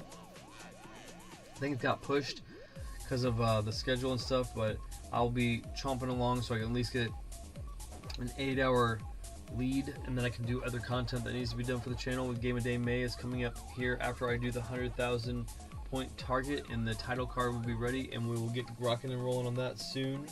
Just waiting for it. You guys are gonna love it. If you guys are in chat right now, I don't care to tell you, it's a game called Prison City. It's a hark back to an older style game called Power Blade for the Nintendo. It's by Retroware TV. So they have a development studio where they're trying to make older classic Nintendo style games, but then they have the memory to make them all fleshed out. And it was one of the first games that I remember buying myself and beating as a kid was Power Blade, and this is very much an homage to games like that. You guys are gonna love it if you like that kind of stuff. It's coming up next after we get through this shiz.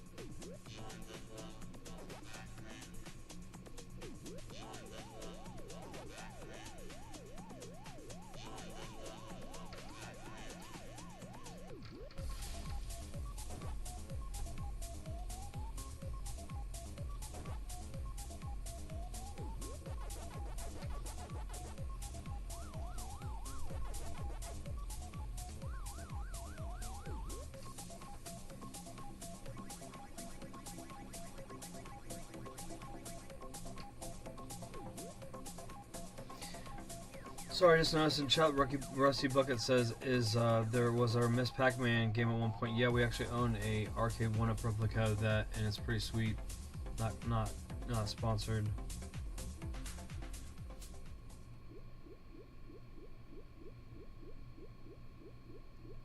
And yeah.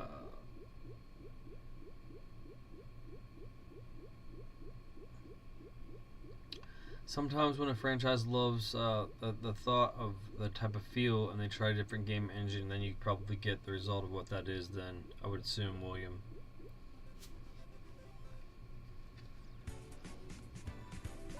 I mean, all the time people, a game will jump the shark, you know what I mean? Like, per se, there was a Sonic game, and it was for Sega, and Sonic like 1, 2, and 3 were all the same side-scrolling, like really frantic paced platformers, and then like for some reason towards the end they decided to fuck with the formula too much. They did something called Sonic 3D Blast, and it's like, it's an isometric view and it makes no sense, and it's like it's a overhead view, and you can't do the things that you want to do with Sonic. You want to run around in beautiful lush environments and go fast and through loops and shit, and instead you're in a overhead isometric view where you're not able to really do that, and if you do, it's exposing the fact that you have the illusion of choice anyways, because in the original game, if you don't know it perfectly, you can't run so fast to enjoy it, you just like wipe out. So the point is, it spent the time where eventually it took what was going good, it got better, and then it got great, and then they fucked with it. So sometimes that's what happens in the industry.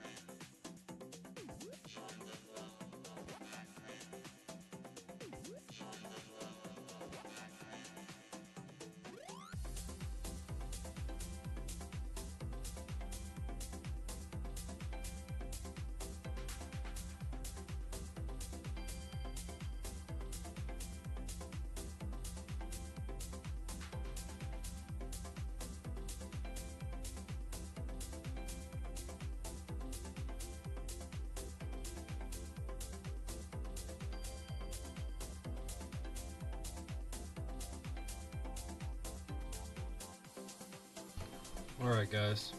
Here we go. Push us that target so we can get ready for the rest of the programming schedule. I just thought it was going to be super enjoyable, but unfortunately the universe had a little other plans.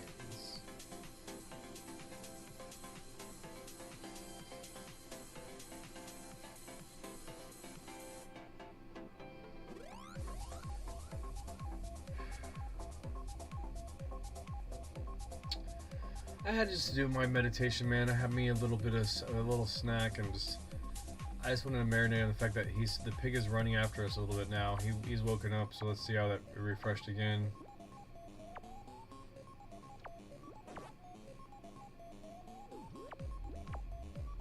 Yeah, so he's not catching up to the metric I set up, and let's go. Rusty, oh yeah, I didn't tell you. You know that moment in the world that they talk about when you're doing your passion job and the side, and you're supposed to do your real job until your passion job can become your real job? You know that whole thing, Rusty? That whole shit. Have you heard that whole thing? It's a meme thing, you know.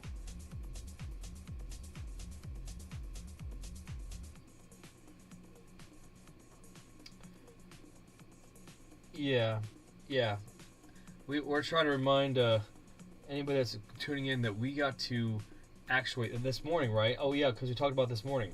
So I tried to do the right thing, and I found out a new thing, right? So sometimes you can make somebody upset if all you do is ask them what they want in life that's better than what they're settling for, and it's triggering enough. Powerful Snow 500. I have to vet that first. I just don't want to accept that. But of course, you're getting free advertising, and I'm sure the word is getting out. So, but when I went to confront them, and I wasn't. I guess I'm hyped. I have every reason to be. I have publicly for the Vid-Bits, talked about being involved with trying to appeal to Bandai Namco for public sponsorship. So like I'm doing a great feat right now, and then I was able to compartmentalize how many hours they were behind me. Rusty understands the game, like how many that we talk about at the end of this session, how many hours I'm ahead. That's the game. I've made this a game the whole time. So for the legacy of what this is, even if you do not compartmentalize it as it's Pac-Man, nobody has taken a battle royale like this, filmed it from almost very beginning, rose from the beginning of the whole thing, said that they were going to do it like Babe Ruth, pointed to the fucking heavens, said that they were going to do it from their chat for fucking people that they don't even know in their own backyard, and fucking did it with their son, motivating them and making sure that they were healthy and hydrated and keeping half the content block off their fucking schedule that they're already doing, so this wasn't a stunt that I just started the channel for in the first place. And then on top of all that, point to the fucking fields, and then not take just the United States Eastern Division, the United States Division, with the global fucking championships, and now we're about to break 100,000 before everybody else. So like, this brand is special. It's lightning in a bottle, so anybody that's now here and is in the base floor like Rusty, I can't wait till we fucking kick it and do whatever we want to do. I can't wait till we fucking like hang out somewhere and fucking like have a beer or have a meal. I can't wait till all the people that are really down and with what we're doing and are here for whatever reason they're here for whatever it is. I need Rusty because Rusty's a decade above me, so it makes me give like hope that somebody's still chill and vibes and like, but has had a hard ass life, so has fucking had to have the balance of like putting their guard down, but then fucking being able to chill back and listen to this Pac-Maniac go crazy, you know. And then there's the youth like fucking William that, you know, attracts people that are also around his age, that some people are respectful like William and tip us and do well, and then there are people like fucking whoever was associated or knows him or whatever that has seen other content and been involved in him. He's in like a war, a content comment war, unfortunately, where that person just jumps in here and just ruins the whole vibe, but I have to recenter before I hit this huge milestone for our channel as far as like this new game I've made. I've made a new game. So just to lay it out again, so one more time before the rating hits. When I hit 100,000 rating, pretend that there's no 566, so it'd be 100000, so cut the other three integer to the right off, so it's just 100. In old school Pac-Man, 100 points was the cherry. So when I get 100,000, I'm going to bestow myself the cherry as my gamer picture on this game and keep it there until I hit the new metric, which will be 300,000. Nobody here, except for a couple hardcores, are going for 300,000, but it's getting there, guys. At the beginning of 20, there's people at the 20,000 metric where, if you're following along, they were not there before. So I put my appeal in to the sponsor, or the potential sponsor, before I even got the goals. So all of it is just now going to be a big publicity stunt just to get the awareness of this game out and to take out this cocky prick that happens to be me. And I'm going to wear that benevolence like a glove and do it, and hopefully people will start watching and it will gain some more traction, and people will make sure they watch all the ads as I monetize this, so that I can continue to eat while I've now, like I was telling you, Rusty, you know, and telling, like, when I went there, she basically, when I said, what do you want to do with your life? And she said, you know, it's not she was mad that the whole weight of this accomplishment has impacted her performance because she'd been short-handed. But unfortunately, that whole thing comes to the fact that it's a part-time job that was not able to keep staffing. So that's really where that is. And then the pressure came under her in order to fill that position. And I regret that there was miscommunication that made that happen. But, you know, at the end of the day, it was never my intention, because everybody around me for the last, since May 9th, knows where my brain's been, and that's trying to get this. What the hell? Okay. You want some time, bud? Like, this is getting redonkalos. I need to turn notifications off is what I need to do, so that doesn't pop up until I know who the heck it is. Because it could be somebody cool. I don't want to say it's not. Okay, let's bite, guys.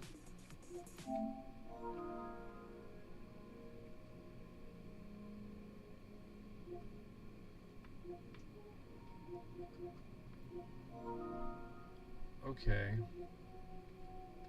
What's the worst that could happen, right? Okay, let's accept it.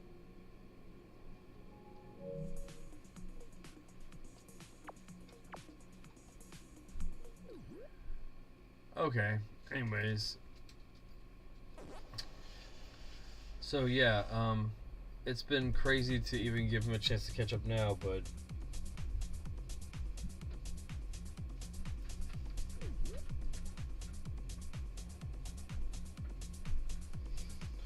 I appreciate that. It says you and your son never have to quantify yourself with me, brother. I love the family vibe you have going on. I guess also I will always feel like I have to over-explain when I am attacked, and it's ridiculous that I had to defend Pac-Man and it being a baby's game when they do literally have Pac-Man arcades that are child-proof that you can put in a children's room. So yeah, they also try to have the appealability of that too. It's no-brainer that it's supposed to appeal from the very young to the very old and make it so people in the middle feel like they can be competitive in it, even if they studied the game for quite some time. So I will always be passionate about the little guy. And I will always, unfortunately, over-quantify until eventually I find my voice more than I have already and do it less over-qualification. And more activation as MintDaddyPig continues his climb to regain his global championship. He's moving, but he's not. He knows he's quite some bit of time behind us, but we need him. Let's see, 1, 2, 3, 4. It's like 5 matches. We're 5 matches away from the cherry, guys. So let's go. Let's get some more of those in. Hopefully we get some good games. We get some good RNG. But you know, we don't have to worry about how much of a baby's game it is. I'm gonna keep saying that, like that Back to the Future thing. It's a baby's toy. It's a baby's toy. Yeah, well, I mean, I don't know a lot of people that was really good at Wild Gunman, so I guess those people were really happy to know that they were playing with a baby's toy.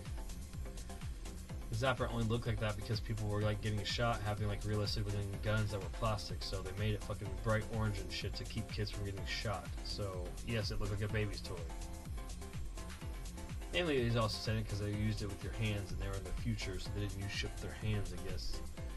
Which that still is not true now. You can be in that life, but you got to be pretty rich to do that.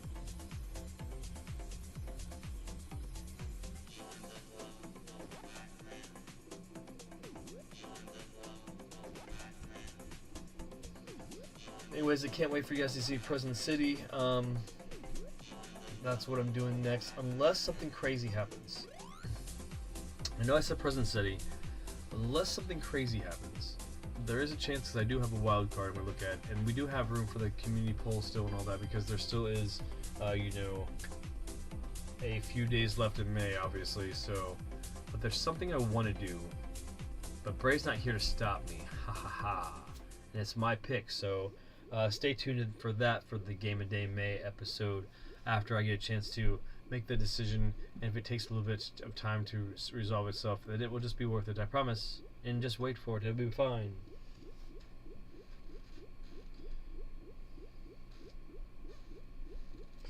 Yeah, I think that also, Rusty, I needed that today. I needed it to be another. There's been the other parts of finding your like rhythm, as there you're still learning how to deal with adversity, and the situations are even the most amazing.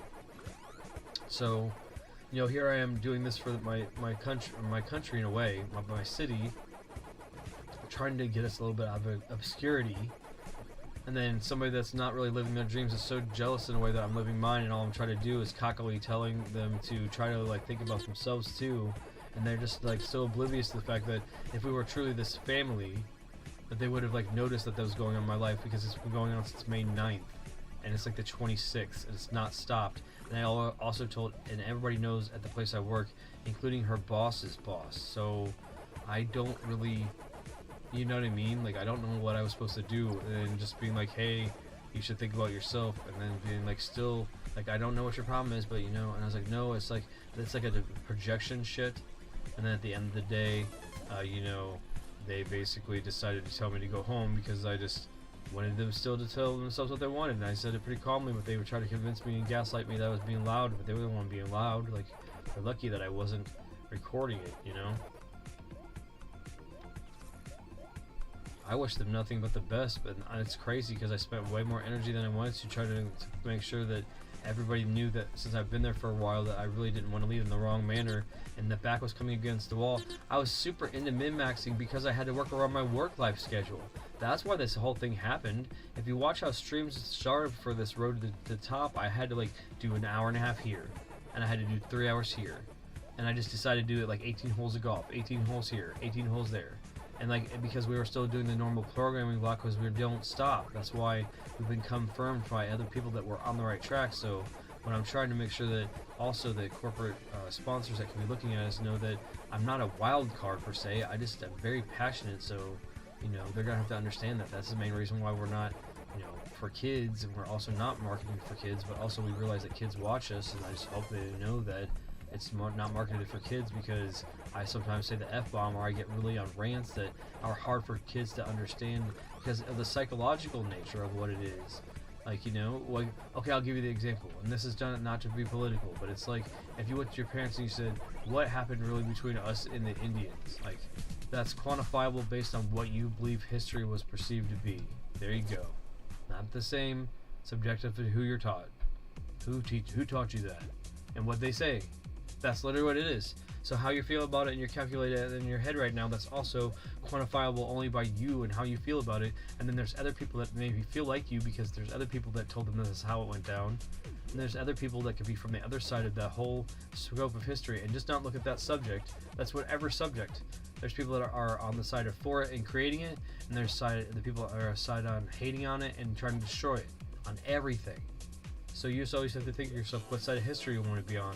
Rusty Bucket's on the great side of history, of the right side of Vid-Bits history, as we continue to try to pioneer what you can do with your platform as a gamer, and amazing things like feature other people that are gaming with their kids, and other people that are, you know, because me and Bray do that, but you know, people that are competing on these global leaderboards and doing time attacks. Because again, I do have I am the second highest rank on a DuckTales speedrun game in the Disney Afternoon Collection for Xbox. Now I know that's quantifiable, but if I ever have to actually put my record at risk, I will just learn how to do it on the other platforms and possibly do it better. But it would just mean I'd have to put more time into it. But it's just still, I'm ranked number 9th in the world on that, and it's DuckTales for NES, which is one of the most beloved games of all time, and I don't really tout that because I haven't been able to work on it yet. Bray's actually working on it, and he's top 20 in the world. He doesn't brag about it, and if he said it a little bit though, because I'm trying to get him to open up about it, but he's like 18th in the world, so it's funny that I'm like 9th now, and he's like 18th, so it's sort of double each other. And he knows that he could get better than me, but he hasn't put the time in it because he tried to do his conquest with Dark Souls to Elden Ring. So it's one of those things that when we're a gaming channel, we're different here. We motivate each other in ways to make these games fun, and also try to make it immersive for people to come in, listen to us, kind of get a little therapeutic, except we're a little bit late night. We get a little bit loose when we're hungry and tired, but we still would be gaming anyway, so that's why we keep streaming it. It's not like we're punishing ourselves. We're doing it because if we would have just been gaming anyways, then we're just fucking flip the switch, man. Maximum right now, pow boom. Make you some money eventually because somebody's gonna vibe with it. That's what the fuck it's all about. That's how anybody can make YouTube. It doesn't have to be about gaming content. It can be about whatever you want. That's the crazy thing about it. People don't get it. You can be whatever you want. It's crazy. Oh, I don't want to talk. You don't have to talk. You don't have to talk at all. In fact, I just did that Braid video and I did not talk at all. I did it for the love of the game. We did not get monetized for it. And I need to be monetized right now. Like, I mean, we're monetized, but everything needs to be. Like, that can make sense, but when it's Game of Day May, we don't, because it really is about the love of the game and whatever the indie developer is and how much love they put into it. Because and when we put out that love, and it's going to come back a millionfold when those people eventually say, hey, will you like review our game and not make us pay for it? Because right now we're even paying for these games that we don't have the money for just to review them, so that it makes the sense that some outreach gets to it. Because like Jonathan Blow's Braid is amazing, and some more people need to see it because it really rejuvenated the indie game scene. It was really crazy how, like, you know, people were really not worried about or wondering of whether or not indie games were going to be like that new cell phone game or like the time waster games on computer like Minesweeper and that shit. So, you know, if it wasn't for companies like that, like reinventing what an indie game is, we wouldn't be in a situation where like people were doing it now, and you'd get the shit like the Shovel Knights and the Hollow Knights and, you know, fucking Castle Crashers and all that shit. Like, it all came because there really was a shot in the arm to the industry around that time, and everybody creatively was working together. Like when like the boom of animation happened at like Cartoon Network or you know, Nickelodeon when it was like Ren and Stimpy, Rugrats, Doug, you know. But I digress.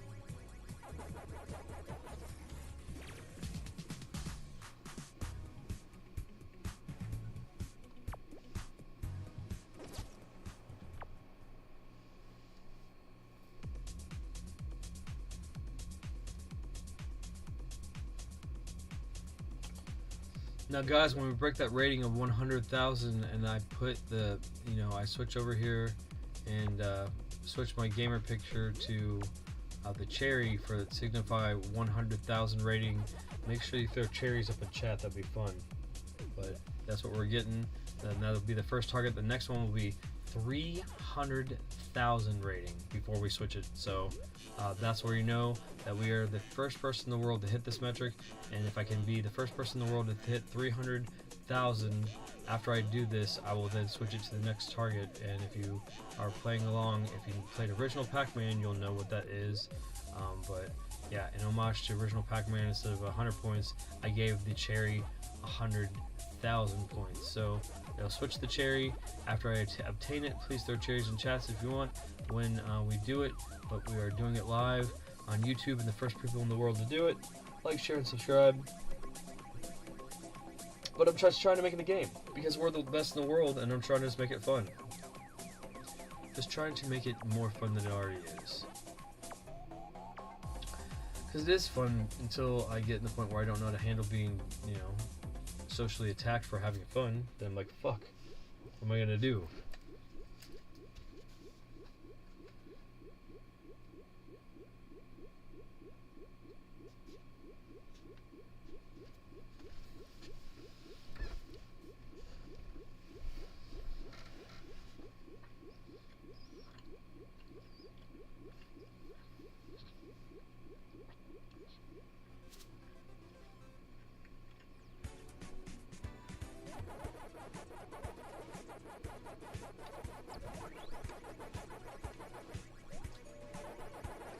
Messed with you, didn't you? You forgot it did that.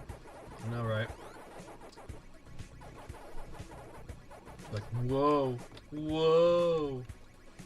It's like the Wayne's World stuff. Whoa.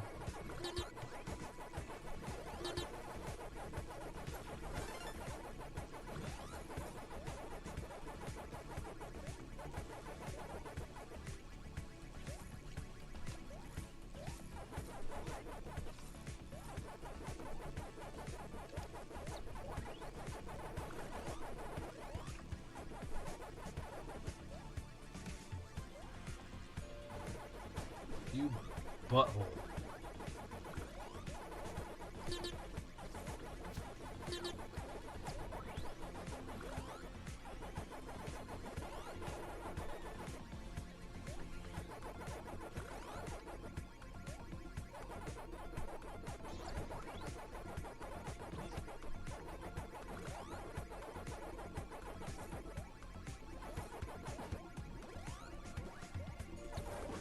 Oh shit.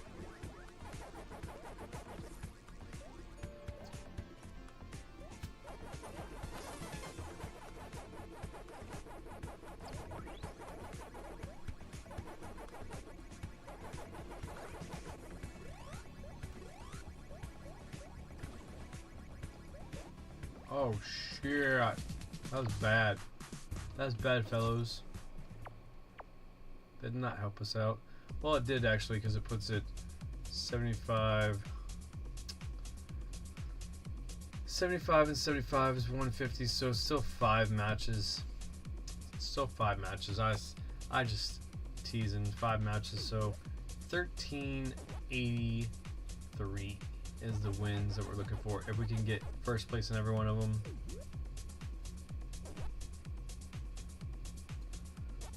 Sorry about that. I apologize for that pack play.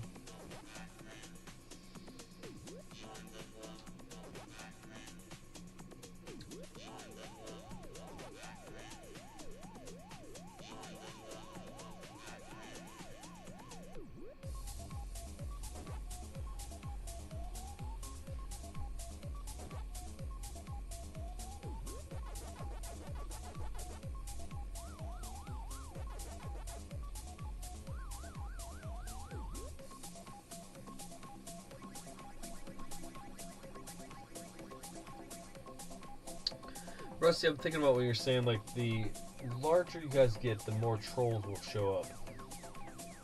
This is part of the YouTube experience. And you know, it's not that I haven't quantified that, because I'm really intelligent and to a fucking fault. Or my papal told me that everything was based on mathematics, so I usually use that to quantify the situation in a way where I can make it more logical when I make my decisions. And the only thing I can do with YouTube that's positive is be anonymous as much as I possibly can and hide in the cave as long as possible. But by becoming Pac-Man World Champion, you know, I have to deal with whatever that's going to be when I have to be out in the public eye. So I'm really trying to, most of the people that know me don't even care. And some of them care about video games, and the other of them are really people that just always thought I was going to fail at ever doing something big. Because again, to quantify here, this is why I feel like this is big and huge. Pac-Man is the first recognizable video game mascot that in the world was easy to draw, was marketed as the mascot for a video game franchise like that.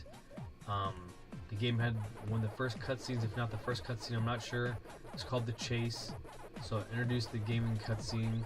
You know, I know games like Ninja Gaiden did it better as far as like, you know, those type of cutscenes, but as far as like the whole music, making you like the coffee break stuff. So there's that. The character itself is 44 years old, so it's got brand staying power. There's so many brand staying power within itself that the trademarks lie within the name. There's individual trademarks with a name, so you know the brand is heavy. And like it used to in Americana, man, Pac-Man Fever was insane. It had songs, it had people trying to be the best in the world at it. It had everybody in America thinking about it, and here we are, you know, Pac-Man's just turned 44 years old, and people are more concerned about the Battle Royale game that was on the Switch exclusively not succeeding anymore, except for the fact that this game is now cross-platform through 4 platforms and a better controlled experience, but they've now put it in a position where I don't think that the people at, you know, Bandai Namco are like doing it intentionally, but there's certain people that will just hate because of that, and it's like, well, now they're still catering to your platform and 3 other ones for a game that you should feel comfortable you're going to support, considering the fact that they supported it for 3 years on the Google Stadia. And they did some balancing tweaks in between now and then. It's important that people look at that kind of shit, and you know, but they're not looking at the big picture, and they're, oh shit, how do I get out of this? What the hell did I do? Not actually spectating anybody cool. How the hell did I get out of this? Well, this is a first that we did this.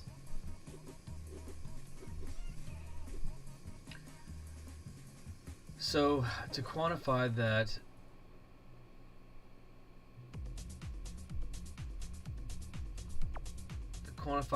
to me personally, it's hard to know that as a kid from like early 80s that I would ever be in a position to do this associated with this brand. Have Babe Ruthed it, which was another one of my grandfather's things, which he would love to know that I just called this shot. And that only matters because this game, when it came out, people paid money to start it 7 days earlier than we did, and then they paid money, so this is not a freemium game, so the player base is all people that want to be here, instead of then you don't know, and the chief knows, and with that, he's gonna have to wait for it to just make you realize that it's so big and huge that to somebody else, it's worth me living my dream of being the Pac-Man World Champion for as long as I can. So I hope that we can get to the support so I can do that, because it's also the upside of the Vid-Bits, because the Vid-Bits are saving for our first big project was to make sure we have all the Switch 2 media and all that, and you know, but we also need to have donations to, I know, Chief, donations to get another streaming setup so we can start streaming from here. From 2 setups at the same time, or also when I have to have lengthy sessions against the pig coming for his title, because I'm only giving him a little bit longer to keep catching up with me until like I just run away with it by like a day and a half.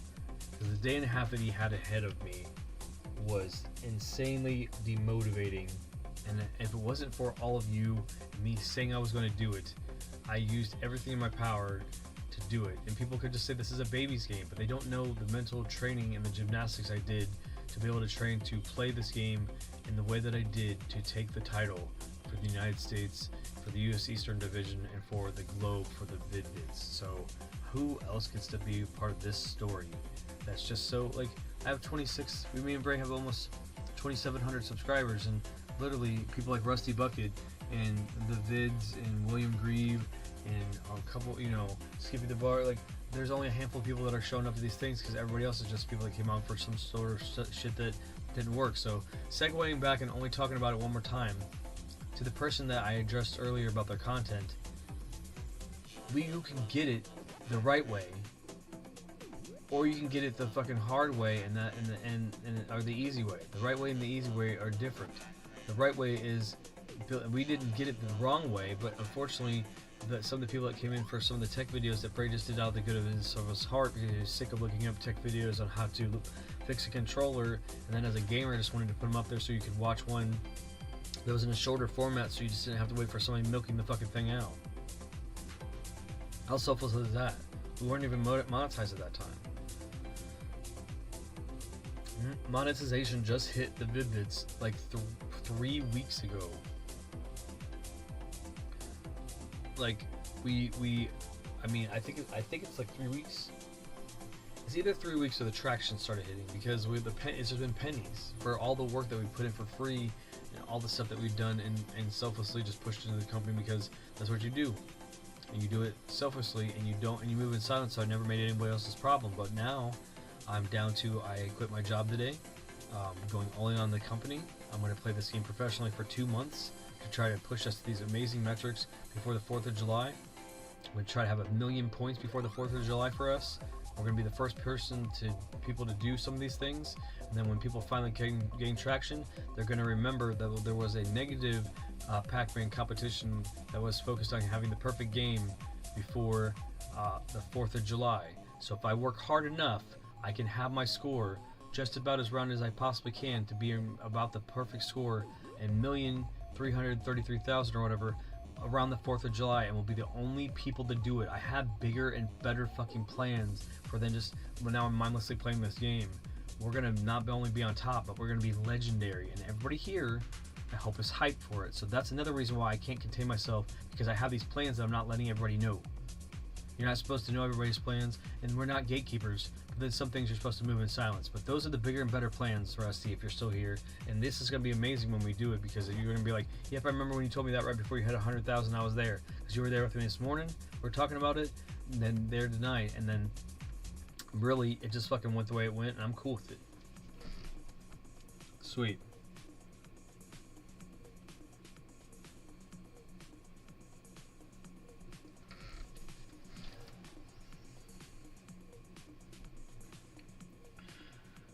I used to visit the washateria to play the game when Mom gave us quarters. We loved it. Yeah, man, that's the type of feels I'm for. That's the type of people I'm doing this for, too, you know. I'm having a hard time not making this, it's another 5 more matches, because I keep getting some pissy play, because I'm just trying to be passionately, I guess, de-stressing all the stuff that just happened so that I can enjoy the moment when I do that, so...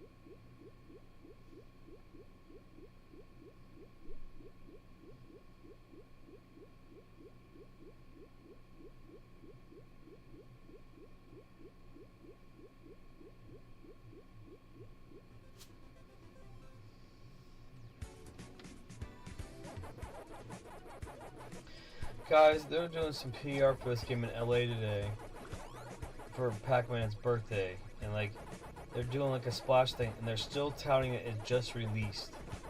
So by the time people keep wind of what's going on, people see the YouTubes, people see the fact that I've fucking databanked over 160 hours of this footage. The only person that's got this much databank footage on YouTube for the channel, and it's gonna be legendary when all these things come together in this new, you know, lightning in the bottle, so to speak, because, you know, they're out there doing a PR for a game that I'm the #1 in the world for, that's in LA, and I just wouldn't go there unless I absolutely goes on somebody else's dime, because, yeah, I can't sacrifice any more monetarily, but shit, if I could have just crashed that, because anybody can basically rent, you know, go. And I would just like to go there and just shoot film, and I would just keep my mouth shut the whole time, and it would be so fucking funny. He's so funny.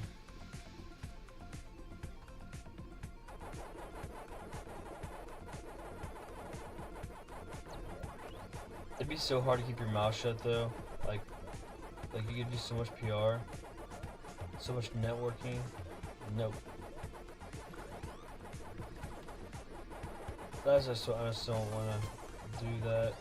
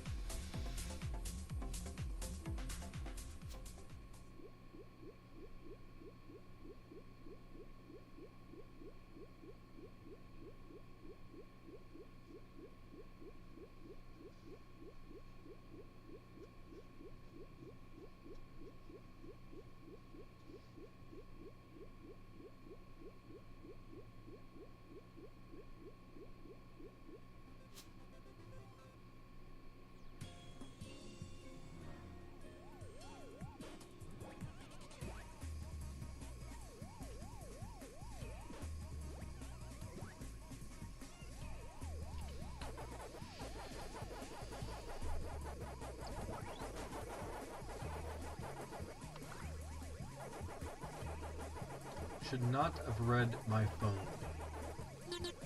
Just saying. That could have been really bad, guys. Wow.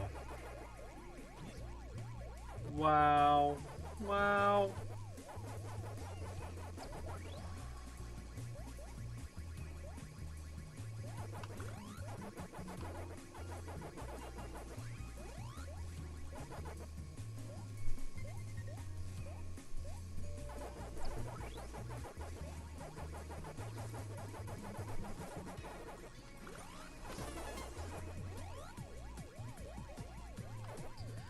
I cannot wait to be able to take a little bit of a pause before we do Game of Day May, because, man, this was supposed to be, I had this all lined up. And again, it just had to come out this way so that I would be aware of other things, as Rusty said, that could come up and the dangers of being in this situation, whereas, you know, other people around me are just jealous of the success, whereas people that are close to me are helping me keep the pace and keep me guarded and guided with their wisdom and stuff. And Rusty definitely has a decade of wisdom over me, and I really appreciate that, especially, you know, being in the military and whatnot. So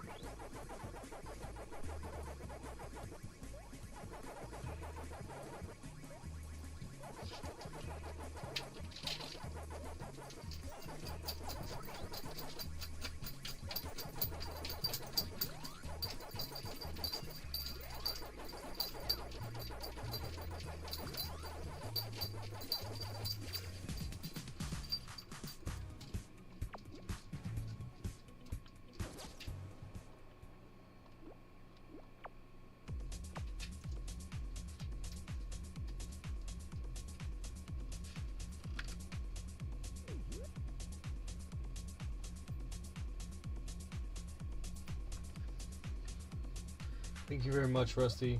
You were here for it. I'm glad that you were able to see it. We'll definitely be around. I'm just gonna go ahead and adorn that, like I said. So now I have the 100,000, and I will put on the cherry. Next metric, and that's pretty sweet numbers.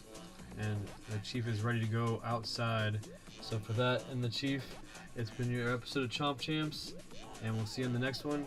But if I can hurry up and scoot in and do the math real quick, let's see if we can scoot in and do the math. Let's see. You might get a no, but if I forget, or if I don't get it through, oh, how fast can I do this? Oh man, I'm nervous. There you go. So let's do the math real quick.